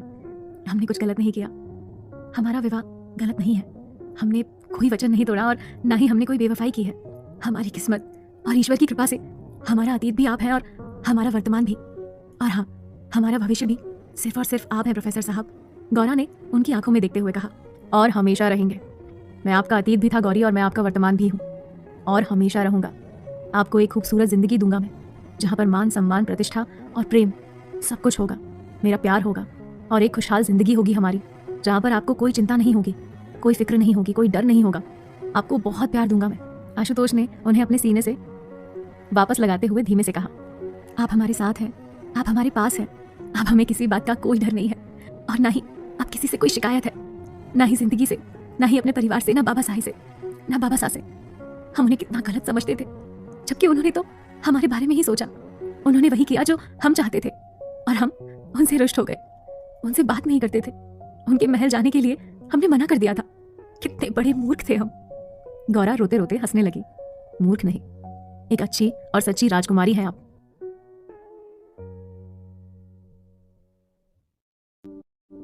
पर उस एक वचन के कारण हमने आपको कितना हर्ट किया है, गौरा ने कहा तो आशुतोष ने उनकी आंखों में देखा। आपके बेरुखी से जो दिल को तकलीफ हुई है, उस पर आपने अपने प्रेम रूपी मरहम को लगाकर हमें शीतलता प्रदान की है, और अब न मुझे कोई ग्लानि है और न कोई दर्द। आशुतोष ने उनके चेहरे पर हाथ लगाकर प्यार से माथे को चूम लिया। हम आपके हैं प्रोफेसर साहब, और हमारे ऊपर सिर्फ आपका अधिकार है। हमारे प्रेम पर, हमारी हर भावना पर सिर्फ आपका हक है। हमेशा से था और आगे भी हमेशा रहेगा। गौरांशी ने उनकी आंखों में गहराई से देखते हुए कहा तो आशुतोष के चेहरे पर एक सुकून भरी मुस्कुराहट आ गई। सच कह रही हैं आप? अब तो इनकार नहीं है ना आपको हमसे, हमारी करीबी से? आशुतोष पूरी तरीके से श्योर होना चाहते थे। वो नहीं जानते थे कि गौरा के मन में वो नहीं चाहते थे कि गौरा के मन में कोई भी बात रहे। नहीं प्रोफेसर साहब, हमें किसी बात से इनकार नहीं, और अब इनकार और एतराज की कोई वजह भी तो नहीं। अब हम जानते हैं कि आप ही हमारे कुंवर शशांक हैं, आप हमारे पति प्रोफेसर आशुतोष हैं, आप हमारा जीवन है प्रोफेसर साहब। आप भला हमें किस बात की आपत्ति होगी? आशुतोष ने उनकी गहरी आंखों में देखा। आपको हमेशा खुद से दूर रखा, हमेशा अपने करीब आने से मना किया, एक लकीर खींच रखी थी हमने, और आज हर वो दूरी मिटाकर हम पूरी तरह से आपके होना चाहते हैं। आज आपको आपकी रानी साहिब तन और मन दोनों प्रकार से मिल जाएंगी। हम आपको पूर्णतः स्वीकार करते हैं और आपसे भी निवेदन करते हैं कि हमें भी संपूर्ण रूप से स्वीकार कीजिए। गौरा ने कहा तो आशुतोष ने उनके चेहरे को अपने हथेलियों के बीच थाम लिया। गौरा की पलकें लज्जा से झुक गईं और आशुतोष उनके चेहरे पर झुक उनके लबों को अपने अधरों से स्पर्श करने लगे। गौरा के हाथ स्वतः ही उनकी पीठ पर जा टिके और हर एक पल के साथ आशुतोष की शिद्दत और उनका प्रेम भरा स्पर्श उनके अधरों पर और भी गहरा होने लगा। गौरा भी उनका पूरी तरीके से साथ देने लगी। इससे पहले कि दोनों एक दूसरे में पूरी तरह से खोते, आशुतोष का फोन बज उठा। आशुतोष की आंखें एक पल को बंद हुई और माथे पर लकीरें आ गई। तब तक फोन बंद हो गया था। उन्होंने दोबारा से गौरा के लबों को स्पर्श किया कि तभी फिर से फोन बज उठा और गौरांशी मुस्कुरा उठी। देख लीजिए प्रोफेसर साहब, शायद कोई हमसे भी आवश्यक हो जो लगातार आपको कॉल कर रहा है, गौरा ने कहा तो आशुतोष ने मुस्कुराकर फोन की तरफ देखा। ओह, इतनी जरूरी बात कैसे भूल सकता हूँ मैं? आशुतोष ने हैरानी से कहा तो गौरांशी ने आंखें छोटी कर उन्हें देखा। प्रिंसिपल सर का कॉल। अरे, रिजल्ट बनाकर रखा था मैंने और प्रिंसिपल सर को देना था, उन्हें आज ही अपलोड करवाना है और मैं इन सब में ऐसा उलझा कि वो बात भूल ही गया। आप रुकिए, मैं ये उन्हें देकर आता हूँ। इस समय गौरा ने घड़ी की तरफ देखा तो रात के 10 बज रहे थे। हाँ, बस 1 घंटा लगेगा, मैं आता हूँ, आप इंतजार कीजिए, आशुतोष ने कहा तो गौरा ने गर्दन हिला दी। आई एम सॉरी गौरी, आपको इस तरीके से छोड़ के जाना पड़ रहा है, पर आप समझ सकती है ना। अरे, इतना क्यों एक्सप्लेन कर रहे हैं आप? टेंशन मत लीजिए, आराम से जाइए और हाँ, सेंट्रल लॉक लगाकर चाबी लेकर जाइएगा। अब रानी साहिबा दरवाजा खोलने नहीं आएंगी और आपका इंतजार इसी कक्ष में करेंगी, गौरा ने कहा तो आशुतोष ने नासमझी में उन्हें देखा। अब आपने इतनी प्रतीक्षा की है हमारी, तो थोड़ी सी हम भी कर सकते हैं ना, और जब इंतजार का फल मिलता है ना तो वो बहुत मीठा होता है, गौरा ने हल्की मुस्कुराहट के साथ कहा तो आशुतोष के चेहरे पर भी मुस्कान आ गई। लगता है हमारी रानी साहिबा आज कुछ तूफानी इरादे लेकर बैठी है, आशुतोष उन्हें छेड़ते हुए बोले तो गौरांशी ने आंखें छोटी करके उन्हें देखा। अरे बाबा, मजाक कर रहा हूँ, आप आराम कीजिए, मैं अभी आता हूँ, आशुतोष ने कहा और अपनी अलमारी से फाइल उठाकर तुरंत चल दिए। गौरा मुस्कुराई और फिर तुरंत कुछ तैयारियों में लग गई। उधर आशुतोष ने फाइल दी और वापस चल दिए। रास्ते में एक मिठाई की दुकान से कुछ खुरचन खरीदी और एक फलों की बंद होती दुकान से कुछ फूल, और वहीं बैठी एक महिला से गजरा बनवाया। अब ठीक है, आशुतोष खुद से बोले और फिर रोड पर चारों तरफ देख गाड़ी कच्चे रास्ते पर मोड़ दी। थोड़ी देर बाद वो वापस मुख्य सड़क पर आ गए और अब उनकी गाड़ी की पैसेंजर सीट पर एक छोटा सा बंदूक था। चेहरे पर मुस्कान और दिल में गौरी से मिलने की बेकरारी लिए वो वापस घर की तरफ चल दिए। घर आए, सेंटर लॉक खोला और सारा सामान ले रूम की तरफ बढ़ने लगे। दरवाजा खोलते ही आंखें फैल गई। गौरा ने रूम को सादगी किंतु बेहद खूबसूरती से सजा दिया था। चारों तरफ लाल और सफेद गुलाब, बेड पर गुलाबी चादर के ऊपर लाल गुलाब की पंखुड़ियां बिखरी हुई थी और रूम में खूबसूरत और रंगीन मोमबत्तियां जल रही थी। हल्का हल्का राजस्थानी फोक म्यूजिक और भी खूबसूरत एहसास दे रहा था। आशुतोष ने हल्की मुस्कान के साथ कमरे के अंदर कदम रखा कि तभी गौरी की आवाज उनके कानों पर पड़ी। इतना बेचैन ये दिल पहले कभी न था, शायद आपके इश्क का असर है जो हमारा दिल मदहोश है। कहते हैं कि मोहब्बत से कोई अनछुआ नहीं रहा, और जब सामने आपके जैसा प्रिय हो तो कोई रहना भी नहीं चाहता। गौरी, कोई जवाब नहीं आया तो आशुतोष ने पुनः आवाज लगाई, रानी साहिबा मेरे सामने तो आइए। आशुतोष ने सामान वहीं टेबल पर रखा और पुकारा, फिर चारों तरफ नजर घुमा, गौरी को देखने लगे। तभी गौरी आकर उनकी पीठ से लिपट गई और अपने हाथ उनके सीने पर रख लिए। एक मन भावन मधुर सुगंध आशुतोष की सांसों में सुवासित कर गई। आशुतोष ने मुस्कुरा के उनकी हथेलियां थाम ली और उन्हें आगे लाना चाहा, पर गौरा के हाथों की पकड़ सख्त थी। हर बार हम ये सोचते थे कि आखिर क्या कारण है जो ना चाहकर भी हम हर दिन हर पल आपकी ओर खींचे चले आ रहे हैं। यह शायद हमारा आपसे पूर्व का कोई अनुराग है और आपका शालीन, शांत और ये बेहद मनमोहक व्यक्तित्व कि हम दिल दे ही बैठे। ये आपका कोमल हृदय है गौरी, शायद, किंतु हमें लगता है कि हम तो सामान्य ही हैं। विशेष तो आप हैं जो हमें पहले बिना मिले दीवाना बना लिया और इस बार हमारी जिंदगी में आकर हमें पागल कर दिया। बस प्यार है आपसे बेशुमार, और शायद मोहब्बत की शिद्दत आपको मेरे और करीब ले आई। आशुतोष ने उनकी हथेली को अपने होठों से लगा लिया। हाँ प्रोफेसर साहब, और आज हम ये कहना चाहते हैं कि हमें आपसे बहुत मोहब्बत है, हमें इश्क हो गया है आपसे। आप जिंदगी बन गए हैं हमारी, बहुत प्रेम करते हैं हम आपसे। गौरा की आवाज़ भर्रा उठी। आशुतोष ने तुरंत उन्हें सामने कर बाहों में समेट लिया। अब दुखी होने की ज़रूरत नहीं, इंतज़ार ख़त्म हुआ आज, आपका भी और मेरा भी। और अब हम हमेशा साथ रहेंगे, कोई भी हमें अलग नहीं कर पाएगा। आशुतोष ने उनका चेहरा अपने हथेलियों में भरकर उनकी आंखों में देखा। सच कह रही है ना आप? गौरा ने पूछा। आपको विश्वास नहीं है क्या? आशुतोष के चेहरे पर हल्की सी मुस्कुराहट आई। एक वादा कीजिए। गौरी ने हथेली आगे कर दी। आशुतोष ने छोटी करके उन्हें देखा। वादा कीजिए कि आप हमेशा हमारे साथ रहेंगे, कभी हमारा साथ नहीं छोड़ेंगे। गौरी ने कहा तो आशुतोष ने उनकी हथेली थाम ली। मैं वादा करता हूँ गौरी, अब इस जिस्म से जान जुदा होगी तभी साथ छूटेगा। आशुतोष बोले तो गौरा ने उनके होठों पर हथेली रख ना में गर्दन हिलाई और वापस से उनके सीने से सिर टिका लिया। आपने तो इतने अच्छे से तैयारी कर ली, इरादे नेक नहीं लग रहे आपके। आज रात इस कमरे में सुरक्षित तो हूं ना मैं? आशुतोष ने वापस से उनकी चुटकी ली तो गौरांशी ने गुस्से में घूर कर उन्हें देखा और उनसे अलग होकर खड़ी हो गई। रहने दीजिए, हमें आपसे कोई बात नहीं करनी है।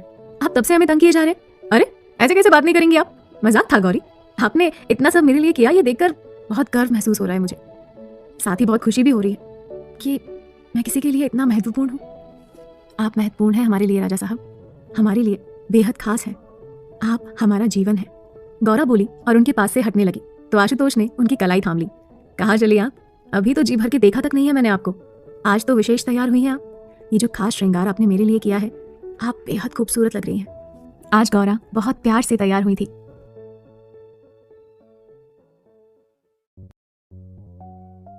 राजस्थानी जोड़े के साथ नथ, बिंदी, बोहर सब कुछ पहन रखा था और सबसे खास बात ये थी कि आज पहली बार उन्होंने गहरा लाल सिंदूर अपनी मांग में भर रखा था, जिसे देखकर आशुतोष के चेहरे की चमक दुगनी हो गई थी। आशुतोष भी उनके लिए एक फूलों का गुलदस्ता लेकर आए थे, जिसे उन्होंने अपने घुटनों पर बैठकर गौरी को दिया। जब से कनाडा से लौटा था और वो हादसा हुआ, तब से एक गुमनाम जिंदगी जी रहा था। राजा साहब ने बहुत पहले ही कहा था कि आपके साथ मेरा विवाह होगा, और तब छुपकर मैंने आपको देखा था। उसके बाद कई बार आपको देखने के लिए छुपकर आपके महल आया। फिर आप लंदन चली गई और उस समय मुझे आपसे और भी ज्यादा प्यार हो गया। आपके मेरे जीवन में शामिल होने का पल पल इंतजार कर रहा था, और आज जब आपके दिल में मेरे लिए इतना प्यार है तो आपको पूरी तरीके से अपना बनाना चाहता हूँ। आपके साथ जिंदगी बिताने के ख्वाब तो न जाने कब से देखता आ रहा हूँ, अब उन सपनों को हकीकत बनाना चाहता हूँ। आशुतोष ने कहा तो गौरा के चेहरे पर एक हल्की सी मुस्कान आई। आप मेरी हैं, सिर्फ मेरी। आपको रूह तक उतारना चाहता हूँ मैं। खुद को ये यकीन दिलाना चाहता हूँ कि आपके दिल में मेरे अलावा और कोई नहीं। आशुतोष ने कहा तो गौरा ने उनके हाथ से वो बुके लिया। आशुतोष उठ खड़े हुए। हमारी तो पहले ही हाँ है प्रोफेसर साहब। आशुतोष ने फिर गजरा उठाकर उनकी तरफ किया तो गौरी ने पलटकर उनसे खुद ही लगाने को कहा। आशुतोष ने वो गजरा खूबसूरती से उनके बालों में सजा दिया और तभी गौरा का ध्यान मिठाई के डब्बे पर गया और उस छोटे संदूक पर भी। ये आपकी फेवरेट मिठाई, और ये संदूक महाराज विश्वजीत और महारानी मनोरमा की पुत्रवधू के लिए। आपकी धरोहर है ये गौरी, कुछ जरूरी चीजें हैं इसमें। अब आप इन्हें संभालना और हमेशा ध्यान रखिएगा कि ये हमारे लिए हमारे जीवन से भी ज्यादा महत्वपूर्ण है। आशुतोष ने कहा तो गौरा ने वो बक्सा अपनी अलमारी के लॉकर में रख दिया। अलमारी लॉक करके मुड़ी तो देखा आशुतोष उनके बेहद करीब खड़े हुए हैं। हम वो गौरा बोलना चाह रही थी कि आशुतोष ने उनके होठों पर उंगली रख दी। गौरा ने अपनी बड़ी बड़ी आंखों से उनकी तरफ देखा। कुछ भी कहने की जरूरत नहीं है, मैं सब समझता हूँ, आपके दिल का हाल और आपकी बेचैनी भी। आप भी तो समझती है ना कि मेरी मोहब्बत और मेरी तड़प क्या है। आशुतोष ने उनकी आंखों में झांकते हुए कहा तो गौरा के चेहरे पर गुलाबी रंगत आ गई और उन्होंने आशुतोष के सीने से सिर टिका लिया। जब तक सच नहीं जानते थे तब तक हमारी जुबान पर इनकार था, किंतु हमारा हृदय बहुत पहले से ही इकरार कर चुका था। आज हम अपने दिल दिमाग दोनों तरीके से तैयार हैं। आज दिल चाह रहा है कि पूरे तरीके से अपनी कुंवर जी को समर्पित हो जाए। गौरा ने उनके सीने से लगे हुए उनकी पीठ पर हथेलियां कसते हुए कहा।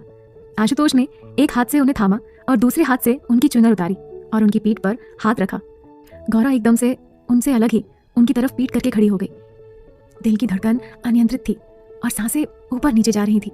आशुतोष ने आगे बढ़ उन्हें पीछे से सीने से लगाया, उनकी हथेलियों को थाम उंगलियों में उंगलियां उलझा दी। गौरा का चेहरा सुर्ख हो गया। अब दूरी बर्दाश्त नहीं हो पाएगी रानी साहिबा।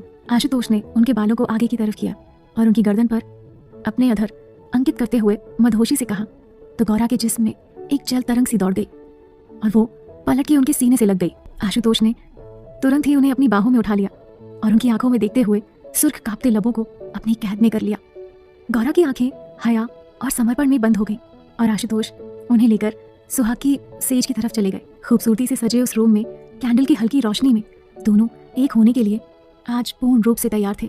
आशुतोष का प्रेम और गौरा का समर्पण उनके लम्हों को और भी खूबसूरत और यादगार बना रहा था। दोनों का इंतजार आज खत्म हुआ था। मन का मेल तो पहले ही हो चुका था। आज दोनों के जिस्म भी एक हो गए। भावनाएं दोनों तरफ से प्रबल थी और एक दूसरे को पूरी तरह से पाने की चाहत भी चरम पर थी। आशुतोष का शीतल प्रेम गौरांशी के बेचैन और प्यासे हृदय पर शीतल फुहार बन के बरसने लगा और गौरा आंखें बंद किए शिद्दत से महसूस करने लगी आशुतोष की चाहत और उनके लिए दीवानगी। प्रेम अपनी पराकाष्ठा और अंतिम परिणति पर आ चुका था, जहाँ जिस्म के फासले मिट जाते हैं और दो इंसान पूर्ण रूप से एक हो जाते हैं। आज गौरी और आशुतोष भी एक हो गए और एक सुकून आशुतोष के चेहरे पर आया और दिल राहत पा गया। तो वहीं गौरी की बंद आंखों से कुछ आंसुओं की बूंदें बहकर बालों में समा गई, पर होठों पर हल्की सी मुस्कुराहट अभी भी बिखरी हुई थी। आशुतोष ने तुरंत उन्हें अपनी बाहों में दोबारा समेट लिया और उनके सिर पर अपने होठ रख दिए। आप ठीक हैं गौरी?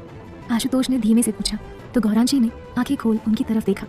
हम ठीक है राजा साहब, जब आप हमारे साथ हैं तो हमें कुछ कैसे हो सकता है, बस हमारे पास रहिएगा, हमसे दूर मत जाइए, गौरा ने उनके सीने से लगे हुए कहा। उधर अपने कक्ष में लेटे राजवीर बेचैनी से करवटें बदल रहे थे। नंदिनी की याद उन्हें बेहद परेशान कर रही थी, तो वहीं दूसरी तरफ उन्हें फिक्र भी थी कि कहीं नैना की माँ उन्हें कुछ गलत ना बोले। वो फोन करने का सोच ही रहे थे कि तभी फोन बज उठा। नंदिनी का वीडियो कॉल था। देखते ही राजवीर के चेहरे पर बड़ी सी मुस्कुराहट आई और उन्होंने झट से कॉल पिक कर लिया। तो आखिर हमारी जान को हमारी याद आ ही गई। कब से प्रतीक्षा कर रहे थे हम आपके कॉल का, पर आप है कि मायके जाकर हमें भूल ही गई, राजवीर ने शिकायत की। तो नंदिनी ने खूबसूरत मुस्कान के साथ उन्हें देखा। क्या हुआ, आप कुछ बोलेंगी भी? राजवीर बोले। बोलेंगे ना, पर पहले आपको देख तो ले जी भर के। सुबह से रात हो गई और हमने आपको एक बार भी नहीं देखा, नंदिनी ने कहा। तो राजवीर के चेहरे पर फिर से सुकून उतर आया। इतना प्यार हो गया आपको हमसे? हाँ शायद। अब भी शायद, राजवीर बोले। तो नंदिनी खिलखिला के हंस दी। ठीक से पहुंच गई आप? कोई परेशानी तो नहीं हुई सफर में? राजवीर ने कहा। नहीं, कोई परेशानी नहीं हुई, इतना भी कोई लंबा सफर नहीं था ना, और यहाँ आकर बस सबसे बातचीत में व्यस्त हो गए और फिर नैना और पिताजी महाराज कुछ रस्मी भी करवा रहे थे, तो उन्हीं में समय लग गया, इसीलिए आपको कॉल नहीं कर पाए। क्षमा कर दीजिए। क्षमा मांगने वाली कोई बात नहीं है, बस खुश रहिए आप, हमें और कुछ नहीं चाहिए। हम खुश हैं राजकुमार, बहुत खुश, और हमारी खुशी की वजह सिर्फ आप हैं। आप हमारे जीवन में क्या आए, मानो रूठा हुआ नसीब, खोई हुई खुशियाँ सब वापस आ गया, नंदिनी ने भावुक होकर बोला। इसमें हमारा कोई योगदान नहीं है नंदिनी, आप ये खुशियाँ डिजर्व करती हैं। हम नहीं होते तो शायद कोई और होता, पर आपको खुश होने का पूरा अधिकार है और आप खुशी अच्छी लगती है। नहीं नहीं राजवीर, ऐसा मत कहिए, आप नहीं होते तो कोई नहीं होता, सिर्फ आप ही हैं मेरी इन खुशियों की वजह, वरना हमने तो जीवन जीना ही छोड़ दिया था और खुशियों को महसूस करना भी छोड़ दिया था। हमारी तो सारी खुशियाँ कुंवरानंद के साथ ही चली गई थी, हम जो नहीं थे वो बन गए थे। हम उस खोल से कभी बाहर ही नहीं निकल पाते यदि आप कोशिश नहीं करते। हम अपने डिप्रेशन से, अपने दुख से कभी बाहर नहीं निकल पाते अगर आपने हाथ ना पकड़ा होता। आपने हमारा साथ दिया, इसी वजह से ये सब संभव हो पाया, और अगर आज हम नॉर्मल इंसानों की तरह जिंदगी जी रहे हैं तो इसमें आपका सबसे बड़ा हाथ है। हमें इस बात की कोई शर्मिंदगी नहीं है कि एंजाइटी में जो हमें पागलपन के दौरे पड़ते थे, जिससे हमें इतनी शर्मिंदगी होती थी, आपने उससे भी हमें बाहर निकाला। नंदिनी ने भरी आंखों से राजवीर को देखते हुए कहा। खबरदार जो ऐसा कुछ कहा, वो कोई पागलपन के दौरे नहीं थे। आप कभी पागल नहीं थी नंदिनी, आप ठीक है, आप एकदम नॉर्मल है। बस जब आपसे दर्द बर्दाश्त नहीं होता तो इस तरीके की प्रतिक्रिया आपकी बॉडी देने लगती है।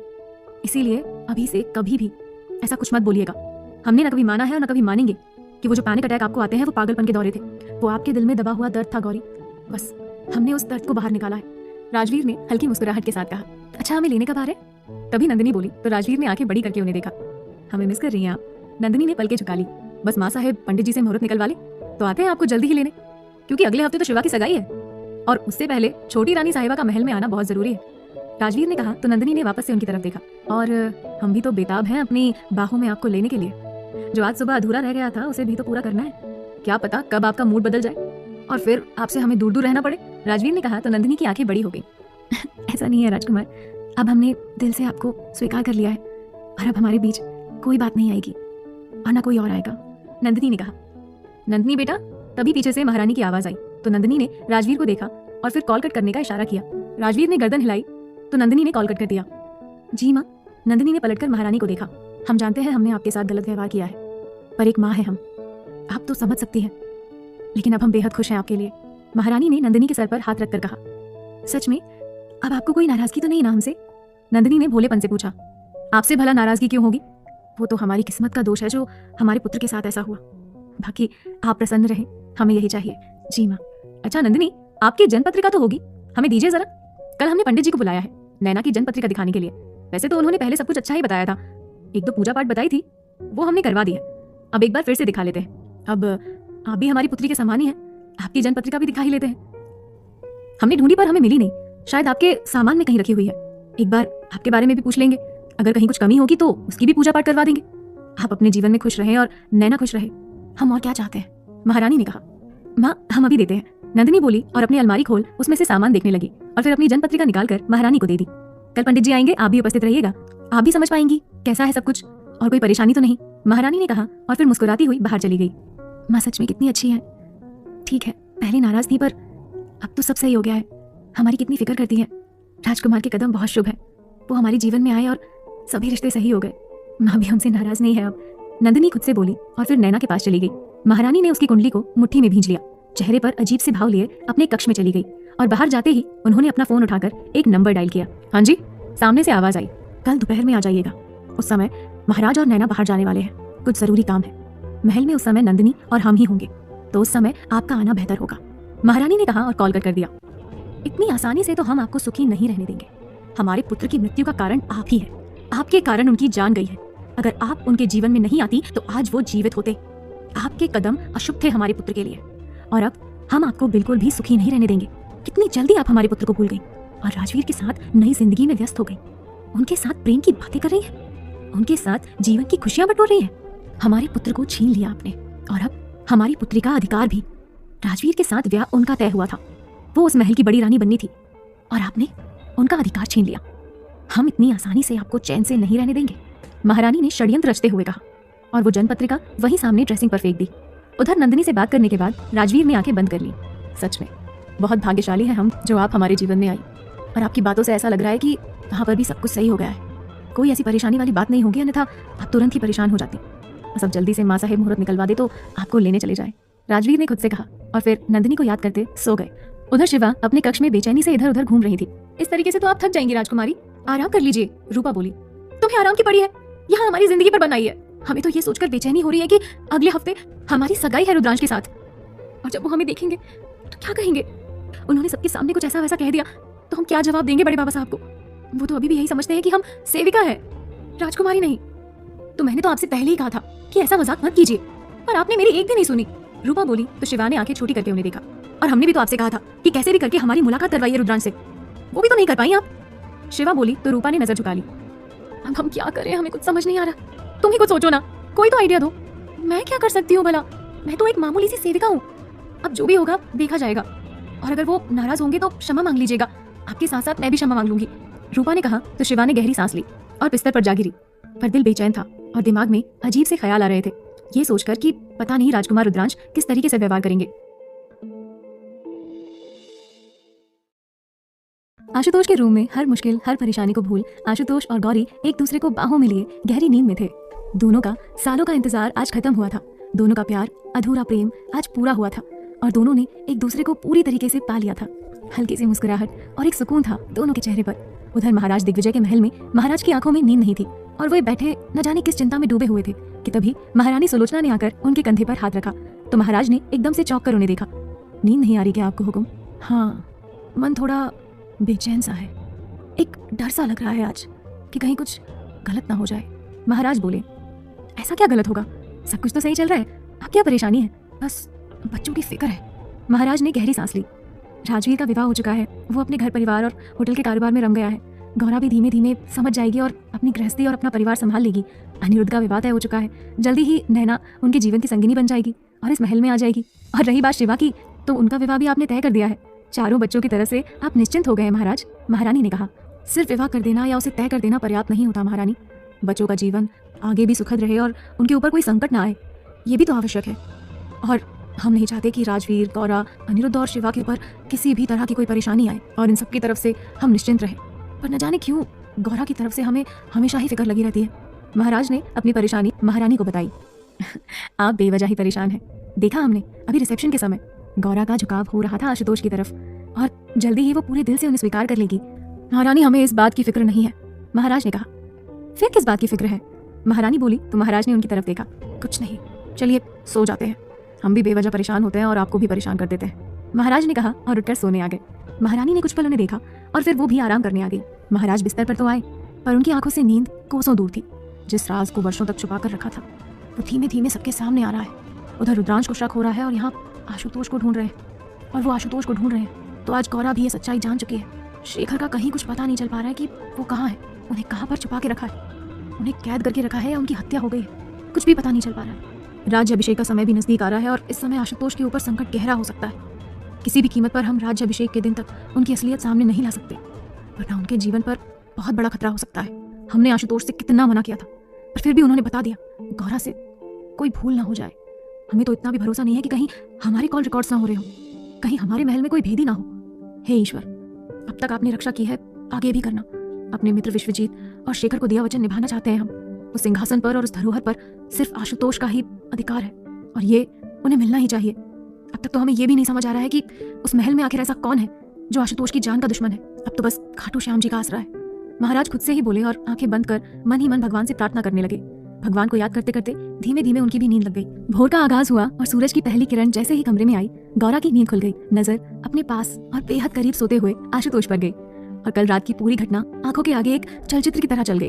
उनका नाराज होना और एक एक करके सारे सत्य सामने आना, उनका और आशुतोष का करीब आना और एक दूसरे से अपनी मोहब्बत स्वीकार करना। गौरांशी के चेहरे पर गुलाबी मुस्कुराहट आ गई और वो आशुतोष के थोड़े और करीब सिमट गई। आशुतोष नींद में हल्का सा हिले और फिर वापस से गहरी नींद में सो गए। गौरा ने उनका हाथ खींचा और उस पर अपना सर रख उनके और करीब आ गई। आशुतोष ने नींद में ही उनके ऊपर अपना दूसरा हाथ रख लिया और उन्हें अपनी बाहों में भींच लिया।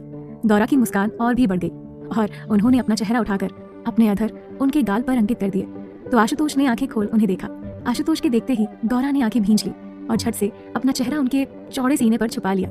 मैं अभी सो रहा हूँ गौरी, जितना चाहे मुझे प्यार कर सकती हो, मुझे कुछ भी पता नहीं चलेगा। आशुतोष की आवाज़ उनके कानों में पड़ी तो गौरांशी का चेहरा सुर्ख हो गया। नहीं, ऐसा कुछ नहीं है, बस हम तो यूं ही, गौरा ने कहना चाहा पर आवाज़ न निकली। आशुतोष ने उनके चेहरे पर हाथ लगाया और उन्हें अपनी तरफ किया। शर्माने वाली क्या बात है, मैं सिर्फ आपका हूँ और मुझे प्यार करने का अधिकार आपको है। और हाँ, इच्छा भी हो सकती है जैसे मेरी हुआ करती थी पहले। आशुतोष ने कहा। मतलब अब नहीं होती? गौरा ने मुंह बनाया। होती है ना, अभी भी होती है, पर जब दिख रहा है कि सामने वाला आप पर प्यार बरसाने के मूड में है तो उस समय ना चुपचाप रहना ही ठीक है। कभी कभी प्यार जताने से अच्छा प्यार को महसूस करना होता है। आशुतोष ने बाहों का घेरा उनकी पीठ पर कसते हुए कहा। वैसे आपसे कुछ पूछूं, अगर आप हमें बताना चाहें तो? गौरा ने कहा तो आशुतोष ने उनकी आंखों में देखा। अब क्या पूछना बाकी रह गया है? आशुतोष ने उनके माथे पर बिखरे बालों को समेटते हुए कहा। जब बाबा साहब सत्य जानते थे और ये भी कि हम कुंवर शशांक से ब्याह करना चाहते हैं, तो बाबा साहब ने हमें क्यों नहीं बताया? हमसे इतनी बड़ी बात क्यों छुपाई? इस सत्य से हमें अनजान क्यों रखा? जबकि बाबा साहब बहुत अच्छे से जानते थे कि हम कुंवर शशांक से विवाह करना चाहते हैं और इसके लिए हमने बाबा साहब का विरोध भी किया था। और दूसरी बात कि पहले तो ठीक है, पर जब बाद में बाबा साहब इस बात को समझ रहे थे कि हम दोनों का रिश्ता सामान्य नहीं है, हम आपको स्वीकार नहीं कर पा रहे हैं, आपको छोड़ना चाहते हैं, तब भी उन्होंने कुछ नहीं कहा, बल्कि हमें बेवजह की शर्तें और कॉन्ट्रैक्ट्स में बांध दिया। जबकि वो चाहते तो हमें सत्य बता सकते थे। यहाँ तक कि कल जब हम रिसेप्शन में गए थे तभी तो बाबा साहब ने हमें यही कहा कि हम पुराने वचन को भूल जाएं और वो वचन याद रखें जो विवाह में हमने आपको दिए हैं और आपके दिल को स्वीकार करें। तभी तो वो हमें बता सकते थे ना। गौरा ने एक और सवाल किया तो आशुतोष सीधे लेट गए और अपने एक हाथ से गौरा को खींचकर अपने सीने पर उनका सर रखवा दिया। गौरी, कभी कभी प्रत्यक्ष कुछ और होता है और परोक्ष कुछ और। जो कुछ हमें सामने दिखाई दे जरूरी नहीं वो यथार्थ हो, सत्य हो। कई बार कुछ मजबूरियां ऐसी होती है कि सत्य को कई पर्दों के पीछे छुपना पड़ता है, क्योंकि सत्य का सामने आना कहीं किसी की जिंदगी और मौत का सवाल न बन जाए। गौरा ने कोई जवाब नहीं दिया, बस अपना हाथ उनके खुले सीने पर रख लिया। कैसा आहित हो जाता अगर बता देते तो? उल्टा पहले दिन से ही हमारा रिश्ता सही हो जाता अगर बता देते तो। गौरी बोली। ये आप इसलिए कह रही हैं गौरी क्योंकि आपको सिर्फ आधा सत्य पता है। पूरा सत्य बहुत ही अलग है और डरावना है और किसी का अहित होता ना होता, पर सवाल हमारे जीवन का था।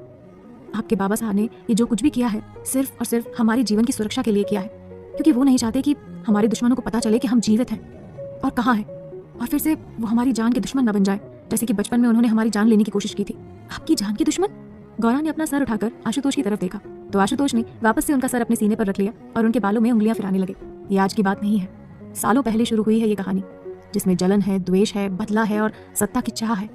सुनना चाहेंगे आप? आशुतोष बोले तो गौरी ने उनकी तरफ देखा और हाँ में गर्दन हिलाकर वापस से उनके सीने पर सर रख लिया। फ्लैशबैक, सालों पहले जब आशुतोष का जन्म भी नहीं हुआ था। Like, comment, subscribe for more episodes.